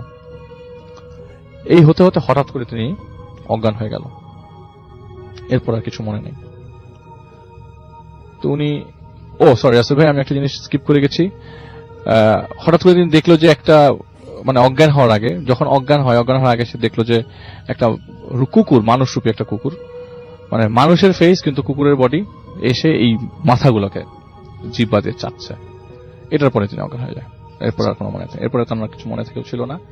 উনি বাসায় যখন ঘুম ভাঙে, জ্ঞান ফেরে, তখন এলাকার লোকজন জমে গেছে। তো জিজ্ঞেস করে যে তোর এইরকম কেন হলো, হঠাৎ করে কি অবস্থা? তো বললো যে, মানে প্রথমে বলতে যাচ্ছিল না, প্রেসার দিয়ে বলল যে আমি এরকম জিনিস দেখেছি। সে এটা কথা বলে নাই যে দোকানে তার 2জন লোক এসেছে, এসব কথা তিনি গ্রামবাসীর কাউকে বলে নাই। তো বলেছে যে এরকম অবস্থা, আমি গাছের নিচে এসব জিনিস দেখেছি। তো বলে যে ভাই তুই, তোর বুকে ব্যথা ছিল, হয়তো বেশি এক্সটেন্সিভ প্রেসারের কারণে তুই কিছু উল্টাপাল্টা দেখছিস, সেটা কোনো কিছু না ভাই, টেনশন করিস না, কোনো কিছু হবে না। ওই দিন রাতের থেকে তার 102 ডিগ্রি জ্বরটা এমন যে প্রায় 3-4 দিন তাকে ভোগায়, এবং জ্বরের অবস্থায় উনি যে বিলাপগুলো পারে, সেখানেও তিনি বারবার নাকি এরকম ভাবে বলেছে অবস্থায় যে তোরা আমাকে মারিস না, এই তোরা দূরে থাক, আমার কাছে আসিস না, এরকম কিছু আর কি। তো বাসার সবাই মনে করেছিল উনি মারা যাবেন আর কি, কারণ যে অবস্থায় বিলাপ পড়া শুরু করেছে, আগেরকার লোকজন মনে করতো যে এরকম অবস্থা থাক মানে ভালো না, ভালো লক্ষণ না। তো একটা পর্যায়ে উনি সুস্থ হয়ে ওঠে আস্তে আস্তে 4-5 দিন পর। সেদিন মানে টেনশনটা এরকম ছিল যে ওনার তো ব্যবসায়ী হচ্ছে ওই ব্যাটারির দোকানটা, তো অনেকগুলো বাসায় ব্যাটারি চলে যায় আর কি, চলে যাওয়া গেলে মানে রিসিভ করতে পারছে না। ওই মুহূর্তে দোকান চালাচ্ছিল তার শ্যালক আর তার ছেলে মিলে একসাথে চালাচ্ছিল। তো ব্যাটারিগুলোকে উঠাতে হবে, রিসিভ করতে হবে, এই নিয়মটা ওই জানতো না দেখে সে এই শরীর খারাপ নিয়েও সেদিন দোকানে যায়। দোকানে যাওয়ার পর তার শ্যালককে বলে যে এইখান থেকে লিখে দেয় এইসব জায়গা থেকে তোকে ব্যাটারিগুলো তুলতে হবে, নইলে ব্যাটারিগুলো আবার চার্জ দিতে হবে, নইলে তার তো ব্যবসায়ী ব্যাটারিগুলোই। তো যাই হোক, উনি এরকম অবস্থায় কথা বলতে বলতে সন্ধ্যার সময় মাগরিবের ওয়াক্তের একটু আগে 6 জন লোক তার দোকানে আসে, এসে বলে আমাদের 2টা কফিন লাগবে, আপনাকে যে দুজন মানুষ আসছিল অর্ডার দিয়ে গেছিল, আপনি কি রেডি করে রেখেছেন? বলে কই, আমাকে তো কেউ কোনো কিছু অর্ডার দেয় নাই। বলে আচ্ছা ঠিক আছে, যখন অর্ডার দেন তখন থাক, আপনি একটাই কফিন দেন। বলে 2টা কফিন দেওয়া সম্ভব না, একটা কফিন দেন, আর 2জন মানুষের জন্য কাফনের কাপড় দেন, আর কিছু জিনিসপত্র লাগবে, এগুলি আমাদের এই বাড়িতে পৌঁছায় দেন। তো উনি বলে এই আপনি নিয়ে যান, আর কে মারা গেছে বলেন তো, নাম বলেন তো আমি একটু শুনি। বলে আপনি চিনবেন না, আপনি নিয়ে যান, এটা ওই বাড়ির লোক। তো ওই বাড়ি তো সবাই পরিচিত, মানে তার পরিচিত সবাই। তো ওনারা আর কিছু বলে নাই, ওরা হাঁটা শুরু করে দেয়। তো ডেকে ওনারা কথা শুনে নাই, বলে আমাদের কাজ আছে, আপনারা একটা বাসায় পৌঁছায় দেন, বাড়িতে পৌঁছায় দেন। তো ওই বাড়িতে যেতে ক্ষেতের মাঝখান দিয়ে গেলেও যেতে 20 মিনিট সময় লাগে। তো উনি ভাবলেন যে উনি যেহেতু এরকম ইসলামিক মাইন্ডের একটা মানুষ, ইসলাম প্র্যাকটিসিং মুসলিম আর কি, যা ঠিক আছে, একটা খেদমতের জন্য জিনিসগুলো দিয়ে আসি বাড়িতে। একটা মানুষ মারা গেছে, দেখাও তো বিষয়, দেখারও তো দরকার, কে মারা গেল। তখন পর্যন্ত ওনার কাছে এগুলো হিট করে নাই। লাস্ট বার যে 2জন লোক এসছে, ওরা কাফনের কাপড় চেয়েছে, কফিন চেয়েছে, সেগুলি জিনিস ওটা প্রপারলি হিট করে নাই। যেহেতু বাড়ির নাম বলেছে, ওনার বাড়ির দিকে রওনা দিয়েছে জিনিসপত্রগুলো নিয়ে, সাথে ছিল তার শ্যালক। তো শ্যালককে আপনার ওই বাড়িতে ঢোকার পথে এন্ট্রান্সে, মানে প্রবেশের, ওই বাড়িতে ঢোকার প্রবেশের পথে ওই শ্যালককে দাঁড়া করা, মানে দেখি কি অবস্থা, কে মারা গেছে দেখা দরকার। তো বাড়ির ভেতরে ঢুকে দেখে যে কোনো মানুষের শব্দ নেই। একটা বাড়িতে কেউ মারা গেলে কান্নাকাটির শব্দ তো দূর থেকেই পাওয়া যায়, কোনো শব্দ নাই, সারা শব্দ নাই, কেউ নাই। ওই জামাইল্লা, ওই রাসেল্লা, কই তোরা, মানে সে পরিচিত আর কি ওই জায়গার। কিন্তু যাদেরকে তিনি চিনে, ওরা কেউ এত জোরে ডাক দেওয়ার পরও শুনছে না। আর তখন মাত্র সন্ধ্যা, মানে সন্ধ্যার পরে মাগরিবের নামাজের পরবর্তী সময়কার এই ঘটনা, কেউ শুনছে না, সে কেউ কোনো কথা শুনছে না। তো উনি দেখলো যে আপনার ওই বাড়ির উঠোনে 2জন মানুষ শুয়ে আছে। ওদের শরীরে কাফনের কাপড় নাই, কিন্তু নর্মাল আপনার বিছানার চাদর টাইপের কিছু দেওয়া, 2জনই শুয়ে আছে। এবং ওনাদের পায়ের বরাবর, পা থেকে 5-6 ফিট সামনে ওই যে 6জন এসেছিল, ওই 6জন দাঁড়ানো। সেই 6জনের বর্ণনা কি দিব? 6জন এরকম যে এত লম্বা মানুষ, কিন্তু চেহারার দিকে তাকালে মনে হচ্ছে যে কি জানি দিয়ে তৈরি, এদের চেহারাও দেখা যাচ্ছে না, সব আমি ঝাপসা দেখছি। তো তিনি ঝাপসা দেখছিল আর কি। আর তার শ্যালক ওই গেটের, মানে আপনার প্রবেশ পথে দাঁড়ানো, তাকে এখনো ডাকে নেই, তুই আসিস না আমি না বলা পর্যন্ত। তো ওই 6জন জিজ্ঞেস করে কি ব্যাপার, আমাদের ম্যাটেরিয়ালকে নিয়ে আসছেন? বলে হ্যাঁ আমি নিয়ে আসছি। বলে যান ওইখানে সামনে যান। ওই 2জন যে শুয়েছিল তারা তাকে ডাকে, আপনাকে তো আমরা ভয় দেখাইছিলাম, আপনি কিছু মনে করেন না, আপনাদের ভয় দেখানোর উদ্দেশ্য ছিল না আমাদের, কোনো ধরনের ক্ষোভ টোপ থাকলে আমাদের মাফ করে দেন, নিতান্তই আপনাকে ভয় দেখানো ছিল। তো আমরা চলে যাব, আমরা কিছুক্ষণ পরে চলে যাব, আপনি যদি পারেন আমাদেরকে একটু কলমা পড়ান, আমাদের একটু কালেমা পড়া দেন, আপনি পড়লে আমরা আপনার সাথে পড়বো। তো উনি তো ভাই বুঝতেই পারতেছে যে এখানে আর ভালো কিছু হচ্ছে না, আর যা হচ্ছে তা নর্মাল কিছু হচ্ছে না। উনি সাথে সাথে তার শ্যালককে ডাক দেয় ওইখান থেকে, এই তুই চলে আয় কাছে আয়। তো তার শরীর অসাড় হয়ে যাচ্ছে, সে বসে উঠানে। তো সে কালিমা পড়ে এবং তার সাথে সাথে ওরা 2জনও রিপিট করে। বাই দিস টাইম বলে যে ঠিক আছে, আপনি ম্যাটেরিয়াল গুলা, যারা শুয়ে ছিল তারা আপনার ম্যাটেরিয়াল গুলো ওদেরকে বুঝাই দেন। এই বলতে বলতে ওনারা 2জন মানে মানে আপনি কাঠের মধ্যে, যে মরা পাতার মধ্যে পাড়ালে যেরকম শব্দ, ঠিক সেরকম শব্দের মতো একটা শব্দ হলো, এবং ওই 6জন মিলে একসাথে ইন্না লিল্লাহ ওয়া ইন্না ইলাইহি রাজিউন বললো আর কি। তো সাথে সাথে তিনি বুঝে গেলেন যে ওই এর মধ্যে পাশে ধাক্কা দিয়ে দেখে যে তার শ্যালা না ওই জায়গায় অজ্ঞান হয়ে গেছে, পড়ে গেছে, ওইখানে নাই আর। তাহলে যে এখন যা ঘটবে, হয়তো আমি একদম, আমার একটা খারাপ অবস্থা হবে, না তো আমি মারা যাব। ওই 6জন তাকে মানে অভয় দিল যে আপনার কোনো ক্ষতি হবে না, টেনশন করেন না, আমাদেরকে একটু সময় দেন, আমরা লাশটাকে গোসল করাবো। তো পুরো প্রসেসটা 5 মিনিটের মধ্যে হয়ে যায়, লাশ গোসল করানো, রেডি করানো, সবকিছু 5 মিনিটের মধ্যে হয়ে যায়। আর খাটিয়া যেহেতু একটা নিয়ে আসছে, কিন্তু মজার বিষয় খাটিনার দরকার ছিল না। আপনি রাস্তায় একটা কোয়েশ্চেন জিজ্ঞেস করেছিলেন আমাকে যে এত বড় কাফনের কাপড় তাহলে কেন দরকার ছিল। ওই মুহূর্তটাতে এরকমই দরকার ছিল যে কাফনের কাপড়টা এত বড় কেন। তো এখন এখানে নর্মাল একটা মানুষ, 2টা মানুষ শুয়ে আছে। তো এই 5 মিনিটের প্রসিজিওরে বলেছে যে আপনি আপনার এখান থেকে নড়বেন না, এখান থেকে যাবেন না। তো বাড়ির পেছনেই কবর হলো, সে কবরস্থ করা হলো, কবর দেওয়া শেষ হলো। বলে ঠিক আছে আপনাদেরকে আমি আগাই দিই, যেই 6জন ছিল, ঠিক আছে আপনাকে আমরা আগাই দিই। ওই প্রবেশ পথে তার শ্যালক মানে ঘুমন্ত অবস্থা, কোনো মতে তাকে উঠাইছে, হাঁটায় নিচ্ছে। ওই প্রবেশ পথে যাওয়া মাত্রই বললো যে যেই বাড়ি আসতে, যে বাড়ি থেকে আমার বাড়িতে যেতে মিনিমাম আধা ঘন্টা লাগে হেঁটে, ক্ষেত পার হয়ে যাওয়ার লাগে, সেই জায়গায় আমি এই প্রবেশ পথটা ক্রস করার সাথে সাথে দেখে আমি আমার উঠানে। আমি কই ছিলাম আমি নিজেও জানি না। এই গ্রামের বাড়িটা আমার কাছে পরিচিত, এখানে লোকজন আমার পরিচিত, কিন্তু কেউ কোনো কথায় আমার সাড়া দেয়নি। আমি কোথায় ছিলাম এরকম সাদৃশ টাইপের কোথাও আমাকে নিয়ে যাওয়া হয়ে গেছিল না, আমি গিয়েছিলাম, উনি জানতো না। তো যাই হোক, উনি অজ্ঞান হয়ে যায়। পরবর্তী সময়ে উনি যখন জ্ঞান ফেরে, ওনার left side, left hand, left পা, তারপরে বাম পাশের চোখ, ঠোঁট সবই আপনার প্যারালাইজড হয়ে যায়। পরবর্তী সময়ে ডান চোখ আর ডান ঠোঁটটা মোটামুটি ঠিক হলেও হাত পা ঠিক হয়নি। ওই অবস্থায় তিনি 1998 সালে মারা যায় আর কি। 98 সালে ফেব্রুয়ারি মাসে মারা যায়। আর এই ঘটনাটা শেয়ার করে ওনার ছেলে, সম্পূর্ণ ঘটনাটা শেয়ার করে ওনার ছেলে। উনি আমি অনেকবার এই ঘটনা ঘটার পর অনেকে বলেছে, কিন্তু রাসেল ভাই ওই মুহূর্তের পরে কিন্তু তাকে আর কোনো কিছু, কেউ কারো কোনো ক্ষতি করা ট্রাই করে না। এবং সে যখন একজনের কাছে গেছে জানার জন্য যে তার সাথে ঘটনাটা কেন ঘটেছে, তুমি মানে তার ছেলে বলেছে যে আমরা শুনেছি যে বাবাকে তারা অনেক পছন্দ করত, যে দুজন মারা গেছে তারা বাবাকে পছন্দ করত, এই জন্য হয়তো তার দোকানে যাওয়া, এই জন্য হয়তো তার সামনে দেখা দেওয়া, নাহলে এটা কখনোই সম্ভব ছিল না। এটা ছিল রাসেলের প্রথম স্টোরি।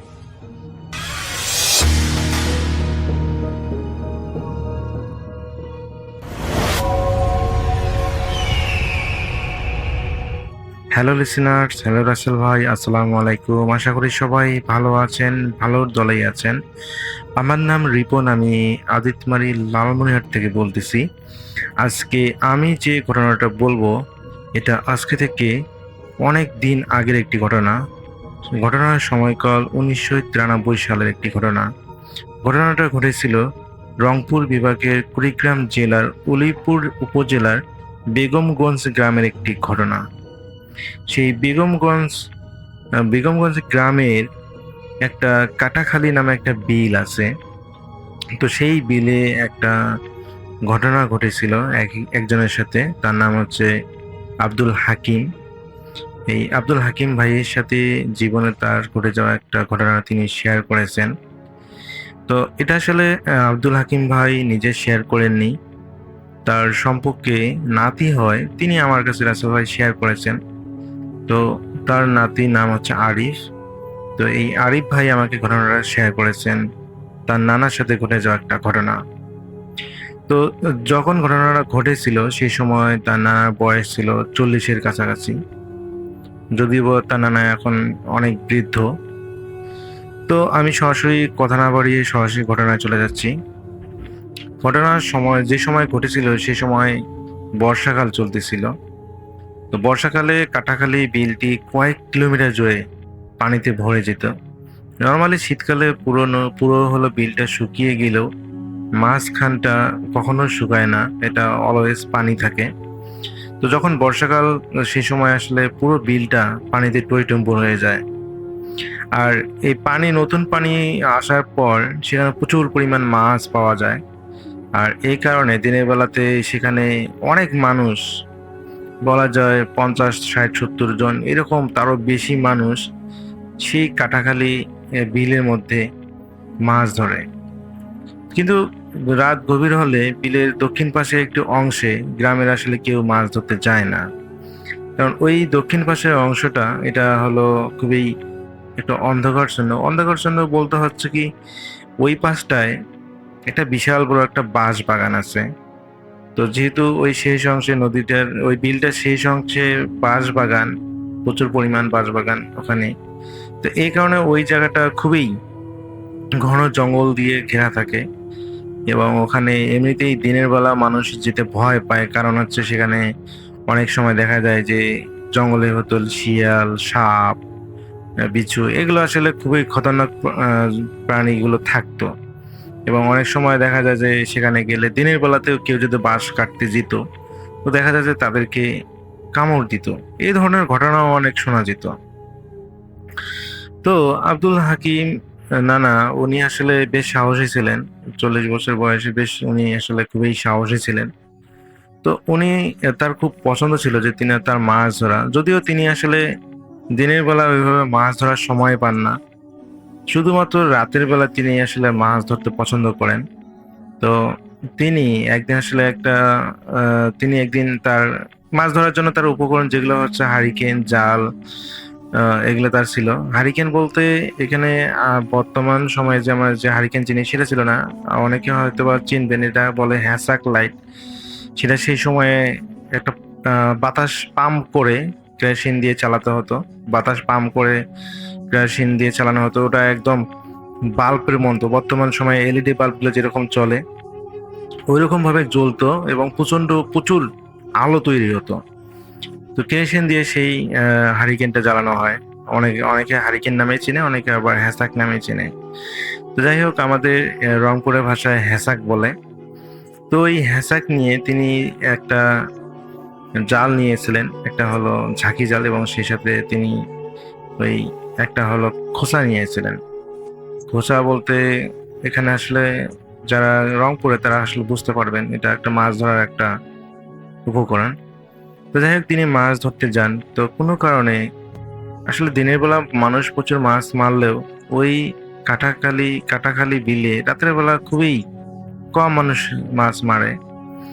তো তিনি হলো মাছ মারতেছেন, মাছ মারার জন্য নদীতে নেমেছেন এবং বেশ আধা ঘন্টা ধরে তিনি মাছ ধরার চেষ্টা করতেছেন, মাছ খুঁজতেছেন, কিন্তু কোনোভাবেই তিনি তার মনের মতো আসলে মাছ পাচ্ছেন না। যেগুলো তিনি দেখতেছেন সব ছোট ছোট মাছ, কিন্তু বড় মাছ তিনি পাচ্ছেন না।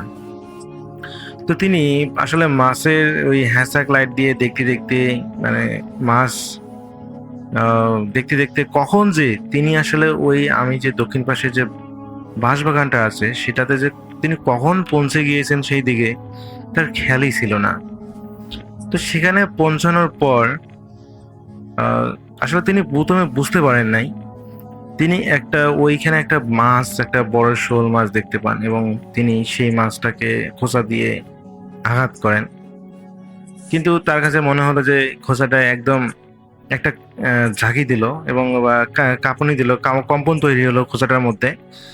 কিন্তু যখন তিনি খোঁচাটা পানি থেকে উঠালেন, তিনি দেখতে পেলেন যে সে তার খোঁচার মধ্যে মাছটা নেই, কিন্তু সেই মাছের জায়গায় শুধু একটা মাত্র সেই মাছের আঁশটে সরে সেই খোঁচার মধ্যে লেগে আছে, কিন্তু মাছটা আসলে ছুটে চলে গিয়েছে।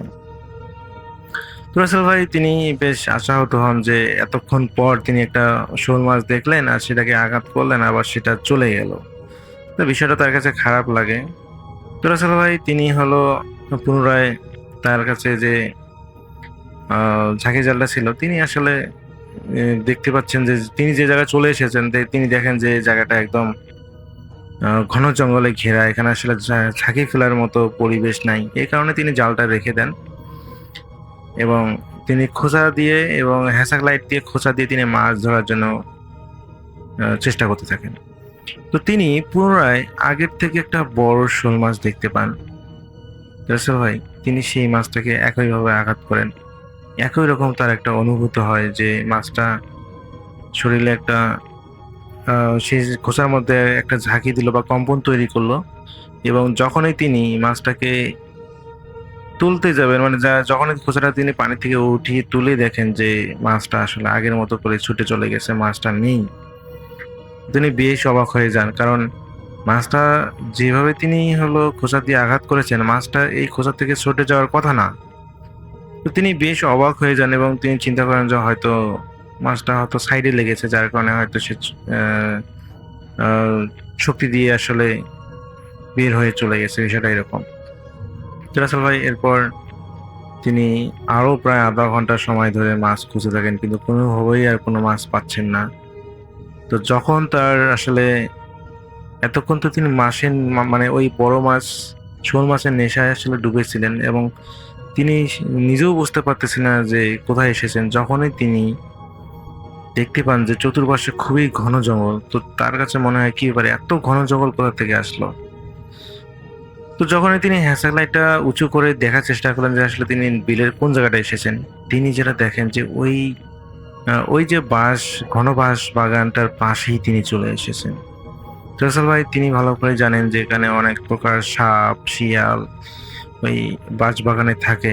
তো এখানে আসলে জায়গাটা মোটেও নিরাপদ নয়, কখন কোন বিপদ হয়ে যায়।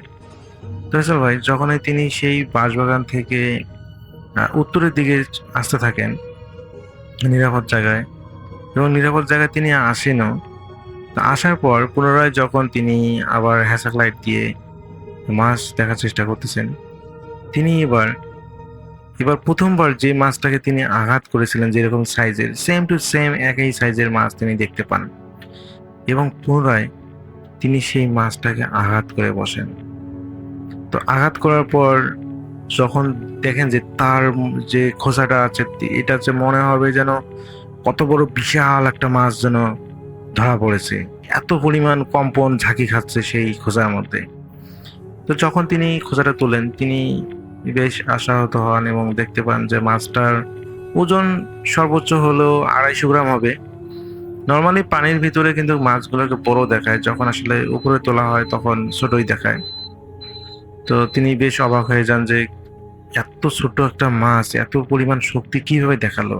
তো এরপরে আব্দুল হাকিম নানা উনি আসলে আর মাছ ধরেননি, কারণ তিনি আসলে অনেকটা সময় ব্যয় করেছেন মাছ ধরার পিছনে, কিন্তু কোনোভাবেই তিনি আশানুরূপ মাছ ধরতে পারতেছেন না। এই কারণে তিনি বাসায় চলে যান।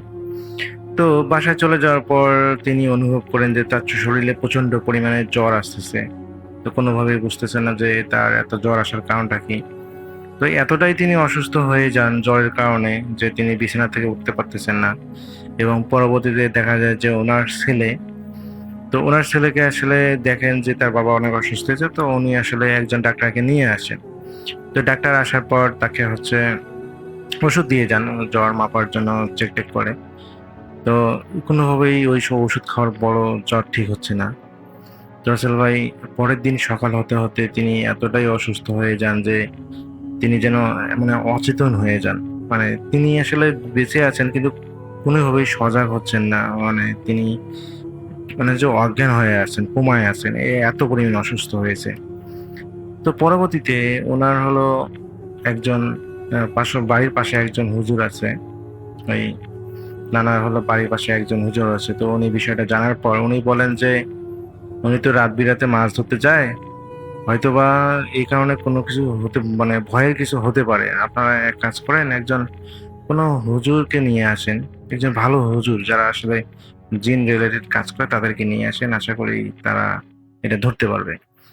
তো যেহেতু নানা অনেক অসুস্থ হয়ে গেছেন, আব্দুল হাকিম নানা অনেক অসুস্থ হয়ে গেছেন, তো পরবর্তীতে ওনাকে একজন হুজুরকে দেখানো হয় এবং হুজুর বাড়িতে এসেই বলেন যে আরে আপনারা এত লেট করে আমাকে ডাকলেন কেন, আমাকে বা আপনি অন্য কাউকে হোক, কিন্তু আপনারা এত বেশি দেরি করে ফেলেছেন। আপনার বাবাকে তো একজন পিশাচ আক্রমণ করেছে। তো পরে ওনার কাছ থেকে জানতে চাওয়া যায় যে কি হলো। তো উনি পরে বলেন যে আসলে আপনার বাবা এরকম মাছ ধরতে গিয়েছিল, ওখানে আসলে একটা পিশাচের বাচ্চাকে আসলে সে মাছ রূপে ছিল, সেটাকে সে আঘাত করেছে, 2বার আঘাত করেছে। এবং সেই সাথে সাথে পিশাচের যে একটা মা আছে তাকে আঘাত করেছে। এই কারণে ওই পিশাচটার বাবা খুবই ক্ষিপ্ত হয়েছে আপনার বাবার প্রতি। আল্লাহ আপনারা আপনার বাবার জন্য দোয়া করেন। আমি আসলে বলতে পারতেছি না যে কি হবে, কারণ সেই পিশাচটা খুবই ক্ষিপ্ত হয়ে আছে যেহেতু তার স্ত্রী এবং সন্তানকে আপনার বাবা আঘাত করেছে। এই কারণে সে প্রতিশোধ নেওয়ার জন্যই আসলে ভালোভাবে আপনার বাবাকে ধরেছে। তো আপনার বাবার জন্য দোয়া করেন, আর আমিও আমার সাধ্য মতন চেষ্টা করব। তো রাসেল ভাই আল্লাহর রহমতে ওই হুজুর তিনি সফল হন সেই জিনটাকে তাড়াতে। তিনি অনেক চেষ্টা করে প্রায় 3 দিন তাদের বাসাতে রুকাইয়ার কাজ করার পরে সেই জিনটাকে তিনি পরিপূর্ণভাবে ওই আব্দুল হাকিম নানার শরীর থেকে বের করতে সক্ষম হন এবং তাকে আসলে অনেক কিছু পরামর্শ দেন যে কিভাবে চলতে হবে। তো তিনি আসলে নিয়মকানুনগুলো মানার পর তার সাথে আর কোনো ধরনের সমস্যা হয়নি, তিনি এখন পর্যন্ত ভালো আছেন।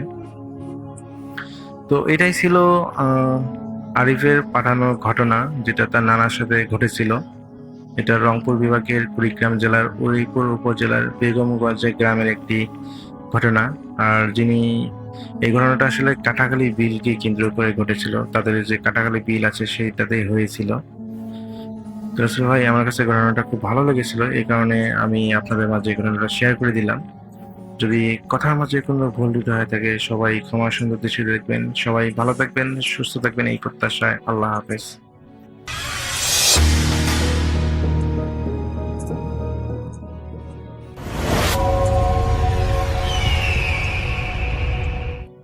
আজকের গল্পটা যদিও আমার নিজের জীবনের না, তবুও আপনাদের সাথে শেয়ার করতে চাচ্ছি। গল্পটি আমার বন্ধুর বোনের সাথে ঘটে যাওয়া। এটা আমার বন্ধুর কাছ থেকে আমি শুধু শুনেছি এমনটাও না, আমি নিজেও এটা খুব কাছ থেকে দেখেছি। সবকিছু রিলেট করে আপনাদের লিখে পাঠালাম, আশা করি ভুল ত্রুটিগুলো ক্ষমা করবেন। এক বর্ষার রাত ছিল সেদিন, আকাশ জুড়ে বিদ্যুতের চমক, কখনো ঝমঝম করে মুষলধারে বৃষ্টি নামছে, কখনো আবার চারপাশ এমন নীরব হয়ে যাচ্ছে যেন প্রকৃতিও শ্বাস বন্ধ করে অপেক্ষা করছে কোনো অজানা আতঙ্কের জন্য। দূরের বাঁশবনের ফাঁক দিয়ে রাতের হাওয়ায় অদ্ভুত এক শো শো শব্দ ভেসে আসছে। রাত যত গভীর হচ্ছে, গায়ের কুকুরগুলো তত করুণ সুরে ডাকছে, একটি অশুভ সংকেতের মতো। গ্রামের সরু কর্দমাক্ত পথ ধরে দ্রুত গতিতে এগিয়ে চলছে একটি পালকি। চারপাশে রাতের অন্ধকার গিলে নিচ্ছে সমস্ত আলো। পালকির ভেতর বসে আছেন সদ্য বিবাহিতা নববধূ মারিয়া। তার পরনে টকটকে লাল বেনারসি, হাতে রক্তজবা রঙের চুড়ি, পায়ে সোনার নূপুর, নূপুরের রেনিঝিনি শব্দ মিলিয়ে যাচ্ছে বিদ্যুতের গর্জনে। গ্রামের বউ হলেও তাকে দেখলে মনে হয় না সে খুব ঘোচানো ও পরিপাটি, খুব সুশ্রীও বটে। যাই হোক, এখানে বিয়েতে রীতি হচ্ছে বউ শ্বশুর বাড়ি পালকি চড়ে যাবে ঠিক আগের দিনের মতন। 5 জন পালকি বাহক সবাই অভিজ্ঞ, কিন্তু আজ যেন তাদের গায়ের রক্ত হিম হয়ে আসছে। কারণ পথের এক জায়গায় রয়েছে এক অভিশপ্ত বটগাছ, যার নিচ দিয়ে গেলে কেউ সুস্থভাবে ফেরে না। এমনও হয় সেই গাছের সাথে এর ঝুলিয়ে রাখে মানুষকে। লোকমুখে শোনা যায় এই গাছের নিচে এক সময় এক নববধূকে জীবন্ত কবর দেয়া হয়েছিল। তারপর থেকে এই গাছের নিচে কিছু আছে, কিছু অলৌকিক, কিছু ভয়ঙ্কর। এই পালকি বিকেলের মধ্যেই নিয়ে যাওয়ার কথা, কিন্তু সব শেষ করে যেতে যেতে রাত হয়েই গেল। পালকি বাহকরা মনে মনে দোয়া দরুদ পড়তে থাকে যেন অশুভ শক্তির হাত থেকে রক্ষা পাওয়া যায়। কারণ সবার মনেই মৃত্যু ভয় রয়েছে, তার থেকেও বড় ভয় শয়তানের ভয়। পালকি যতই সেই গাছের কাছে যাচ্ছে, ততই পালকি বাহকেরা যেন পা নাড়াতে পারছে না। প্রথমে কিছুই বুঝতে পারছিল না, মনে করেছিল পার পেয়ে যাবে। কিন্তু পালকি যখন ঠিক সেই অভিশপ্ত বটগাছের নিচে পৌঁছায়, তখন আচমকা ঝড়ো হাওয়া বইতে শুরু করে। চারপাশের গাছপালা বিকট শব্দে দুলে ওঠে, পাতার ফাঁক দিয়ে যেন শত শত ছায়ামূর্তি নড়ে চড়ে ওঠে। মুহূর্তের মধ্যেই জায়গার ধরন বদলে গেল। হঠাৎ থমথমে একটা পরিবেশের সৃষ্টি হলো। ঠিক তখনই মারিয়ার পায়ের জুতা খুলে পড়ে যায় এবং সোজা গিয়ে থামে সেই বটগাছের কালো ছায়ার মধ্যে। কিভাবে সেই জুতো পালকির মধ্যে দিয়ে নিচে পড়ে যায় সেটা কেউ বুঝে উঠতে পারছিল না। পালকি বাহকরা মুহূর্তের মধ্যে থমকে দাঁড়ায়, তাদের মুখ শুকিয়ে সাদা হয়ে যায়। একজন কাপা গলায় বলল, বৌমা, জুতা নিয়েন না, আমরা নতুন জুতা কিনে দেব। এই ছায়ায় হাত দেয়া মানে মৃত্যু ডেকে আনা। কিন্তু মারিয়া কারো কথা শুনল না। তার মনে হলো কেউ তাকে ডাকছে, এক অদৃশ্য কণ্ঠস্বর যা গভীর মায়া ভরা, যেন এক মহিলা তার নাম ধরে ডেকে বলছে, এই পথ আমার ছিল, তুই কি আমার জায়গা নিতে এসেছিস? সে ধীরে ধীরে হাত বাড়িয়ে জুতাটা তুলে পায়ে গলিয়ে নিল। ঠিক সেই মুহূর্তে পালকির চারপাশে ভয়ঙ্কর বাতাস বয়ে গেল, যেন এক অশরীরী অস্তিত্বের প্রবল অসন্তোষ ছড়িয়ে পড়ল। বটগাছের পাতার ফাঁক দিয়ে একজোড়া রক্তবর্ণ চোখ জ্বলে উঠল এবং বাতাসে ভেসে এলো বিকট এক হাসির আওয়াজ। কেমন যেন মনে হচ্ছে কেউ মারিয়াকে ঠিক ওই জায়গায় টেনে নিয়ে যাচ্ছে। শ্বশুরবাড়ির সবাই নববধূর আগমনের জন্য অপেক্ষা করছিল। ঢাকঢোল, মজামাস্তি, প্রদীপের আলো সব মিলিয়ে এক আনন্দঘন পরিবেশ। কিন্তু মারিয়া যেন অন্য এক মানুষ হয়ে গেছে। তার মুখে কোনো হাসি নেই, চোখ জোড়া ফাঁকা, মুখের রং মৃতের মতো সাদা। শাশুড়ি আদর করে বললেন, মা, অনেক ক্লান্ত হয়ে গেছো, এবার একটু বিশ্রাম নাও, কাল সকাল থেকে নতুন জীবন শুরু হবে। কিন্তু সেই রাত নতুন জীবনের শুরু ছিল না, বরং এক ভয়ঙ্কর অভিশাপের সূচনা।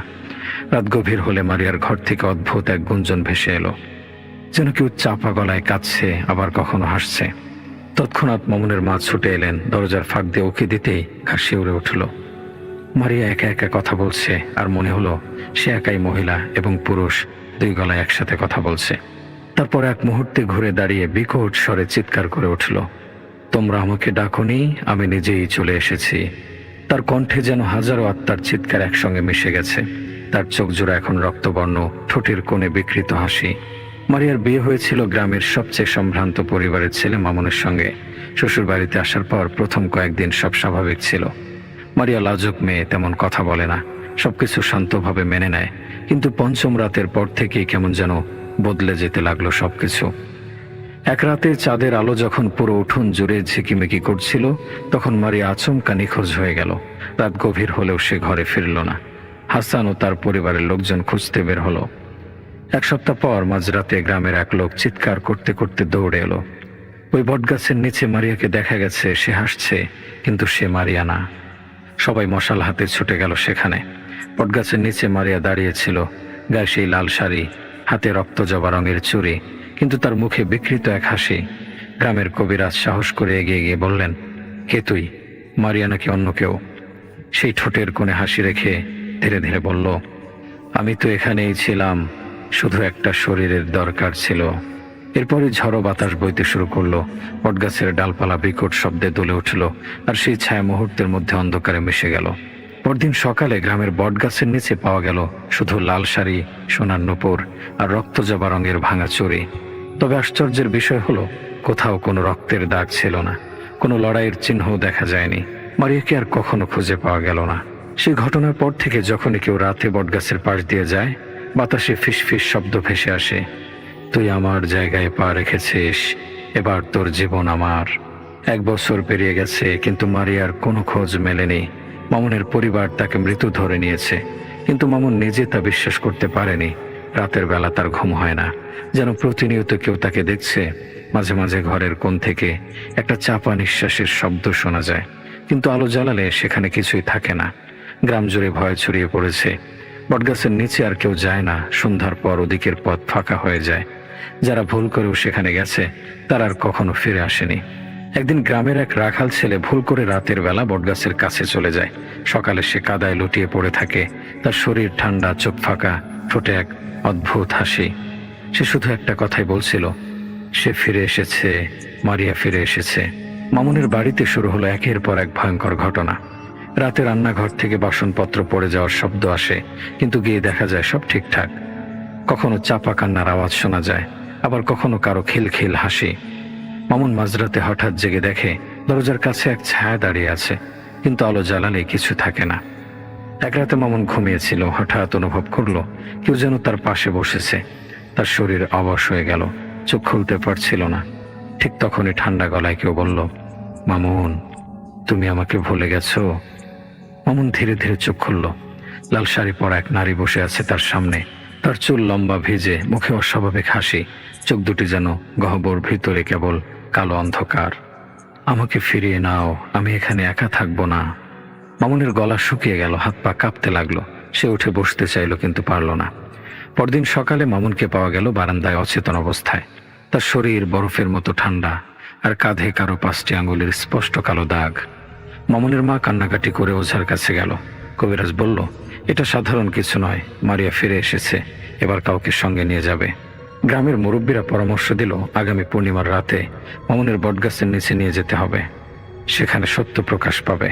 রাত গভীর হলো। মামুন, কবিরাজ, গ্রামের মুরব্বীরা সবাই হাতে টর্চ নিয়ে বটগাছের নিচে দাঁড়ালো। চারপাশে হঠাৎ ঘন কুয়াশা নামলো, হালকা বাতাস বইতে লাগলো, কিন্তু সেই বাতাসে যেন একটা অদ্ভুত কান্নার সুর ভেসে এলো। গাছের পাতার ফাঁক দিয়ে দেখা গেল লাল শাড়ি পরা এক নারী দাঁড়িয়ে আছে। আমি ফিরে এসেছি, এবার আমাকে থামানোর ক্ষমতা কার আছে? কবিরাজ কাপা গলায় বলল, মারিয়া, তুমি কি চাও? মারিয়া ধীরে ধীরে এগিয়ে এলো। তার মুখের হাসি আরো ভয়ঙ্কর হলো। তারপর ফিস ফিস করে বলল, আমি একা ছিলাম, এবার মামুনকে নিয়ে যাব। মুহূর্তের মধ্যে প্রবল বাতাস বইতে লাগলো, মশালের আলো নিভে গেল, চারদিক ঝাপসা হয়ে গেল। গাছের নিচে সবাই দেখলো মামুন চুপচাপ দাঁড়িয়ে আছে, তার চোখ দুটি ফাঁকা, ঠোঁটে এক অদ্ভুত হাসি। পূর্ণিমার আলোতে নীরব নিঝুম গ্রাম, বাতাসও যেন থমকে গেছে, চারদিক অস্বাভাবিক নিস্তব্ধ। সে বটগাছ যার নিচে 1 বছর আগে নববধূ মামুনের লাল শাড়ি, সোনার নূপুর আর ভাঙা চুড়ি পাওয়া গিয়েছিল, কিন্তু কোনো দেহ ছিল না, কোনো রক্ত ছিল না, কোনো লড়াইয়ের চিহ্ন ছিল না। কবিরাজ মাটির দিকে তাকিয়ে বললেন, এখানে কিছু আছে যা এতদিন আমাদের নজরের বাইরে ছিল। গ্রামের সবাই শ্বাস আটকে দাঁড়িয়ে রইল। কেউ একজন কোদাল নিয়ে এলো। কবিরাজ নির্দেশ দিলেন, এই জায়গাটা খুঁড়তে হবে। মামুন আর 2 যুবক কোদাল চালানো শুরু করলো। প্রতিটি কোপের সাথে সাথে যেন অদৃশ্য কিছুর ধুকপোকানি শোনা যাচ্ছে। মাটি একটু একটু করে সরে যেতে লাগলো। হঠাৎ একটা কাঠের বাক্সের অংশ দেখা গেল। সেটা আস্তে আস্তে উপরে তোলা হলো। পুরো বাক্সটা পচা, ভেজা কাঠের তৈরি, যেন বহু বছর ধরে এখানে ছিল। কবিরাজ সেই বাক্সের ঢাকনা খুললেন। বাক্সের ভেতরে ছিল একজোড়া সোনার নূপুর, যা আয়েশার, লাল শাড়ির ছেঁড়া অংশ, কিছু পুরনো হাড়ের টুকরো, একটা পুরনো চিরকুট। কবিরাজ চিরকুট খুললেন, সেখানে লেখা ছিল, আমাকে হত্যা করা হয়েছে, আমার দেহ মাটির নিচে লুকিয়ে রাখা হয়েছে, যারা এই কাজ করেছে তারা কি মুক্তি পাবে? সেই মুহূর্তে মামুনের মুখ ফ্যাকাশে হয়ে গেল। সে পেছনে তাকিয়ে অস্ফুট স্বরে বলল, আমরা জানতাম না। গ্রামের মুরব্বীরা অবাক হয়ে বললেন, তুমি কি বলতে চাও? তুমি কি কিছু জানো? 1 বছর আগে মারিয়া বিয়ের প্রথম রাতে মামুনকে বলেছিল, এই বাড়িতে কিছু আছে, আমি টের পাচ্ছি। কিন্তু মামুন আর তার পরিবার এটাকে পাত্তা দেয়নি। বরং একদিন পরে গ্রামের মাতব্বরদের সাথে পরামর্শ করে মামুনের চাচাতো ভাই কবির বলেছিল, এ মেয়েটা ভালো নয়, ও কিছু একটা লুকাচ্ছে। এরপর মামুনকে সেই রাতে ঘর থেকে বের করে আনা হয়েছিল। গ্রাম্য মাতব্বরদের সামনে তাকে দাঁড় করিয়ে প্রশ্ন করা হয়েছিল, তুমি কার সাথে কথা বলছিলে? তুমি কেন রাতে ঘুমাতে পারছিলে না? মারিয়া কাঁদছিল, সে কিছুতেই বলতে পারেনি। সেই রাতে মামুন, তার চাচাতো ভাই কবির আর 2 মাতব্বর মিলে তাকে ধরে বটগাছের নিচে নিয়ে আসে। তারপর তাকে গলায় গামছা পেঁচিয়ে শ্বাসরোধ করে হত্যা করা হয়। তারপর লাশটা পুঁতে ফেলা হয়। কিন্তু তারা সবাই মিলে ঠিক করেছিল এই ঘটনা গ্রামের কেউ জানবে না। কবিরাজ মামুনের দিকে তাকালেন, বললেন, তোমার হাত পা কেন কাঁপছে? মামুন, তুমি কি জানো মারিয়ার সাথে কি ঘটেছিল? মামুন এবার আর চুপ থাকতে পারল না। মুখ দিয়ে অস্ফুট স্বরে বের হলো, আমি ওকে বাঁচাতে পারিনি। কবিরাজ এবার চিৎকার করে উঠলেন, মিথ্যে বলো না, সত্যি বলো, তুমি মারিয়াকে খুন করেছো, তাই তো? মামুন হাঁটু গেড়ে বসে পড়ল, মাথা নিচু করে ফেলে বলল, আমি দোষী। আমরা সবাই মিলে ওকে মেরে ফেলেছি। ও কিছু জানতো না, তবু ওকে সন্দেহ করে মেরে ফেললাম। চারপাশে সবাই চুপ হয়ে গেল। তখনই বটগাছের শিকড়ের নিচ থেকে বিকট শব্দ হলো, যেখান থেকে হঠাৎ মনে হলো কেউ একজন বের হলো। নূপুরগুলো মাটিতে কাঁপতে লাগলো। এমন শব্দ হলো যেন কেউ ধীরে ধীরে এগিয়ে আসছে। গ্রামের মুরব্বীরা চিৎকার করে উঠলেন, ওখান থেকে সবাই পালাও। কিন্তু মামুন পালাতে পারল না। কেউ মামুনকে টানছে। সে নিজে নিজে উঠে দাঁড়ালো, যেন কেউ তাকে বসে রেখেছে। তারপর তার মুখ দিয়ে অদ্ভুত এক কণ্ঠস্বর বের হলো, 1 বছর অপেক্ষা করলাম, এবার আমি ফিরে এলাম। মামুনের শরীর এক ঝটকায় মাটিতে লুটিয়ে পড়ল, তার মুখ দিয়ে ফেনা বের হচ্ছে। গ্রামের মুরব্বীরা দৌড়ে এসে দেখলো মামুন মারা গেছে। কিন্তু আশ্চর্যের বিষয় হলো, তার গলায় সেই একই দাগ। যেভাবে মারিয়াকে হত্যা করা হয়েছিল ঠিক সেভাবেই মামুন মারা গেছে। সকালের আলো ফুটতেই লোকজন এসে দেখলো বটগাছের নিচে আরো 3টি কবর উঠে এসেছে। 3 জন মানুষ নিখোঁজ, কবির, 2 মাতবর আর মামুন, সবাই এক রাতেই মারা গেছে। তবে সবচেয়ে ভয়ঙ্কর ব্যাপার হলো, কবরের পাশে এক জোড়া সোনার নূপুর রাখা ছিল। গ্রামের লোকেরা ভয়ে বটগাছের দিকে তাকাতেই দেখলো বাতাসে লাল শাড়ির আঁচল উঠছে। আর তারপর এক নারীর মৃদু হাসির শব্দ ভেসে এলো, আমি ফিরে এসেছি, এবার সত্য উদ্ঘাটন হয়েছে, আমি শান্তি পেয়েছি। সেই রাতের পর থেকে কেউ আর বটগাছের কাছে যায় না। কিন্তু পূর্ণিমার রাতে কেউ যদি ভুল করে সেখানে দাঁড়ায়, তাহলে শোনা যায় এক নারীর হাসির শব্দ, আমি এখনো এখানে আছি। এতক্ষণ যা লিখলাম সবটাই ছিল গ্রামের লোকদের থেকে শোনা এবং তাদের নিজেদের মতন করে যা হয়েছে তার সাথে কিছু অ্যাড করে বলার মতন বিষয়টা। কিন্তু আসল ব্যাপারটা ছিল এর থেকেও বেশ ভয়াবহ। বিয়ের আগে থেকে মামুন মারিয়াকে খুব পছন্দ করত, এমনকি মারিয়াও। আমার বন্ধু জসিম ব্যাপারটা জানতো।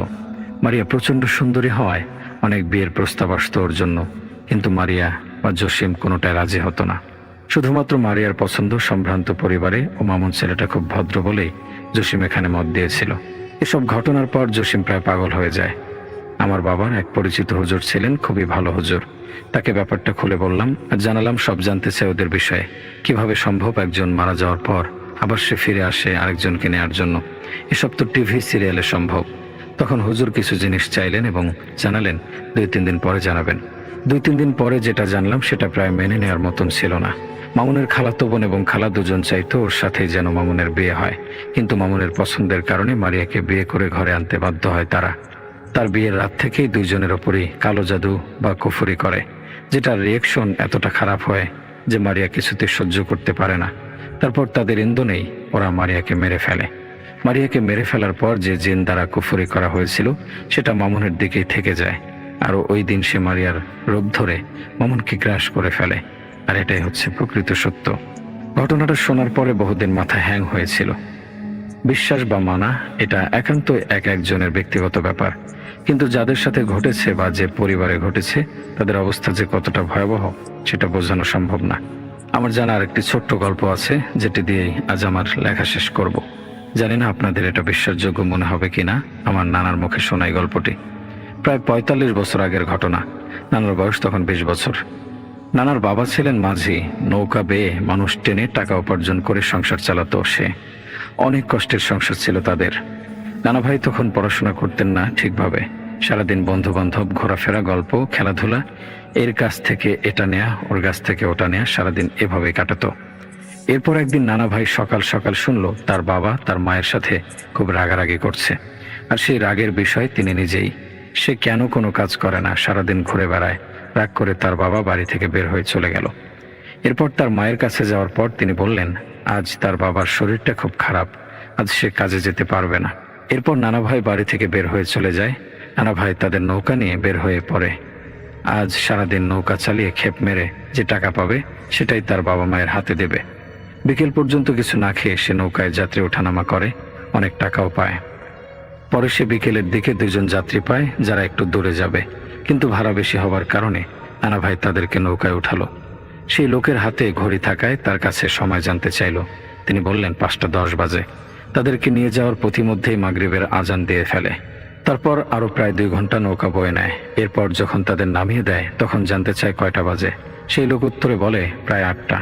এরপর নানা ভাই সেখানে বসে থাকে। তাদের গ্রামের দিকে যদি কোনো মানুষ যায় তাদের নিয়ে একসাথে যাবে, কিন্তু একে একে সব নৌকা সেখান থেকে চলে যায়, কিন্তু তার কোনো লোক আসে না। এরপর হঠাৎ নানা ভাই একটু ঘুমের মতন পড়ে গেল। ঘুম বলতে তিনি তন্দ্রাচ্ছন্ন হয়ে পড়ল। হঠাৎ শুনল একজন লোক তাকে বলছে, ভাই যাবে নাকি? লোকটি তার ঠিকানা বলল। তিনি বুঝলেন যে এটা তাদের বাড়ির কাছে যে গ্রামটা সেটা। এদের ওখান থেকে নানা বাড়ি যেতে শুধু একটা কবরস্থানের মতন জায়গা পার হতে হয়। নানা ভাই আর কিছু না ভেবে ওনাকে নিয়ে রওনা দিল। প্রায় ৩ ঘন্টার মতন নৌকা চালালেন তিনি। এরপর সে ওই লোকের ঠিকানায় পৌঁছালো। ওই লোক বলল, মাঝি প্রায় ১২টা বেজে গেল, তুমি আজ রাতটা এখানে থেকে যাও, কাছে আমার বাড়ি। নানা ভাই কিছুতে রাজি হলেন না, কারণ তিনি জানেন তার বাবা মা তার জন্য চিন্তা করছেন। তিনি বললেন সমস্যা হবে না, খুব বেশি হলে ৩৮-৪০ মিনিটের মধ্যেই বাড়ি পৌঁছে যাবে। ওই লোক কিছুক্ষণ চুপ থেকে বলল, সামনের কবরস্থানে রাতে একটু সমস্যা হয়, তাই যদি পারো থেকে যাও মাঝি। নানা ভাই আবার কোনো কিছু ভয় পেতেন না সহজে। খুব কম বয়স ছিল, শরীরে তেজ ছিল ভীষণ। জ্যোৎস্না রাত, সে নৌকা চালাতে লাগলো। দূর থেকে সে দেখলো যেন কিছু মানুষ জাল দিয়ে মাছ ধরছে। কিছু দূর যাওয়ার পর জীবনে প্রথমবারের মতন ভয় পেল নানা ভাই। নানা ভাই দেখলেন অনেকগুলো সাদা কাপড় পরা জন্তু, মানুষের থেকে অনেক লম্বা, কাফনের কাপড়ের মতন কাপড়। পেছনে 4 হাতের নাকগুলো অনেক বড় বড়, আর মুখের ভিতরে কিছু বোঝা যাচ্ছে না, কিন্তু চাঁদের আলোতে বোঝা যাচ্ছে খুব ভয়ানক চেহারা, আর সারা হাতে বড় বড় লোম। এর নদীর পাড়ের একটা কবর খুঁড়েছে অনেকগুলো জন্তু একসাথে। হঠাৎ একটা বাতাস কোথা থেকে যেন এসে তার নৌকা ঠিক ওই কিনারায় নিয়ে গেল। এখন সেই জন্তুগুলো নানা ভাইয়ের দিকেই এগিয়ে আসছে। নানা ভাইয়ের কিছু ভাবলো না, আল্লাহর নাম নিয়ে নৌকার বৈঠা দিয়ে একের পর এক তাদের পেটাতে লাগলো। হঠাৎ দেখলো এরা কেউ আর এখানটায় নেই। এরপর সে কবরের কাছে গিয়ে দেখলো নতুন একটা কবর, অর্ধেক খোঁড়া হয়ে গেছে, আর কবরের পাশে কতগুলো মিষ্টির হাড়ি, যার ভিতরে মিষ্টিও রয়েছে। আর কিছু না ভেবে নানা ভাই রওনা দিয়ে দিল। এরপর একটু যেতেই দেখলো এক লোক মাছ ধরছে, আর তার দিকেই হাত ইশারা করে ডাকছে। সে কিছুতেই কাছে আসতে চাইছে না, কিন্তু সেই লোক কঠিন চোখে তাকে ডাকছে। একটু কাছে যেতে বলছে যে, তুমি কি রহিম মাঝির ছেলে? নানা ভাই বলল, জি। সেই লোক বলল, তোমার নৌকা দেখে চিনলাম, এক কাজ করো, এই পানি আর এই তেল গায়ে মাখো। হঠাৎ করে নানা ভাই কিছুই বুঝতে পারছে না, রাজি হচ্ছে না। তখন ওই লোক অনেক ধমক দিয়ে তাকে বলল, যা বলছে সেটা না করলে খুব খারাপ হবে। নানা ভাই যেই ওই পানি খেলো আর তেল মাখলো, নানা ভাইয়ের ভীষণ জ্বর শুরু হলো, আর চারদিক থেকে কেমন একটা অদ্ভুত গুঙ্গানির শব্দ আসছিল, আর খুব জোরে জোরে বাতাস আসছিল। নানা ভাইকে সেই লোক জোরে 2টা কাঁথা দিয়ে চেপে ধরলো, তার ভীষণ জ্বর এসে পড়েছে। এরপর ওই লোকের ছেলে চলে আসলো। ওনারা 2 জন মিলে সারা রাত নানা ভাইয়ের সেবা করলো। নানা ভাইয়ের কোনো হুঁশ ছিল না। এরপর ঠিক ফজরে আজানের পরপর নানা ভাইয়ের জ্বর ছেড়ে দেয়, বাতাসটাও থেমে যায়। নানা ভাই ওই লোকের সাথে একসাথে নামাজ পড়ে। এরপর ওই লোক তাকে বলল, তুমি বলো তো, তুমি গত রাতে কি করেছো? নানা ভাই মাথা নিচু করে তাকে সব খুলে বলল। সে বলল, এত সাহস পাও কোথায়? এত বছর ধরে রাতে মাছ ধরি, কত দেহি এসব, ধারের কাছেও যাই না, এরাও আমার ক্ষতি করে না। আর তুমি যা করছো, আরেকটু পথ গেলেই তোমার জ্যান্ত গেলে খাইতো। ওই যে তোমারে রাগ হয়েছি, কারণ ওই পাশটাতেই তারা তোমার জন্য অপেক্ষা করছিল। নানা ভাই, কি বলেন এসব? ওই লোকটা, ওই যে কবর দেখছো, ওটা গতকাল সকালে দেয়া, ওরা লাশ খেকো জিন। ওদের যে তুমি মারছো, তোমার একটু ভয় লাগেনি? না ভাই, তখন লাগেনি চাচা, কিন্তু অহন লাগতেছে। বাসায় যায় হুজুরের কাছে দিয়ে পানি পড়া খাও, আর রাতে আর কোনোদিন বের হবে না। না ভাই, আর কোনোদিন রাতে বের হয় নাই, কিন্তু এই স্মৃতি বুকে নিয়ে তিনি এখনো মাঝে মাঝে ঘুমের ঘরে লাফিয়ে ওঠে। আজ এখানে শেষ করছি। সবাই ভালো থাকবেন, সুস্থ থাকবেন, নিরাপদে থাকবেন।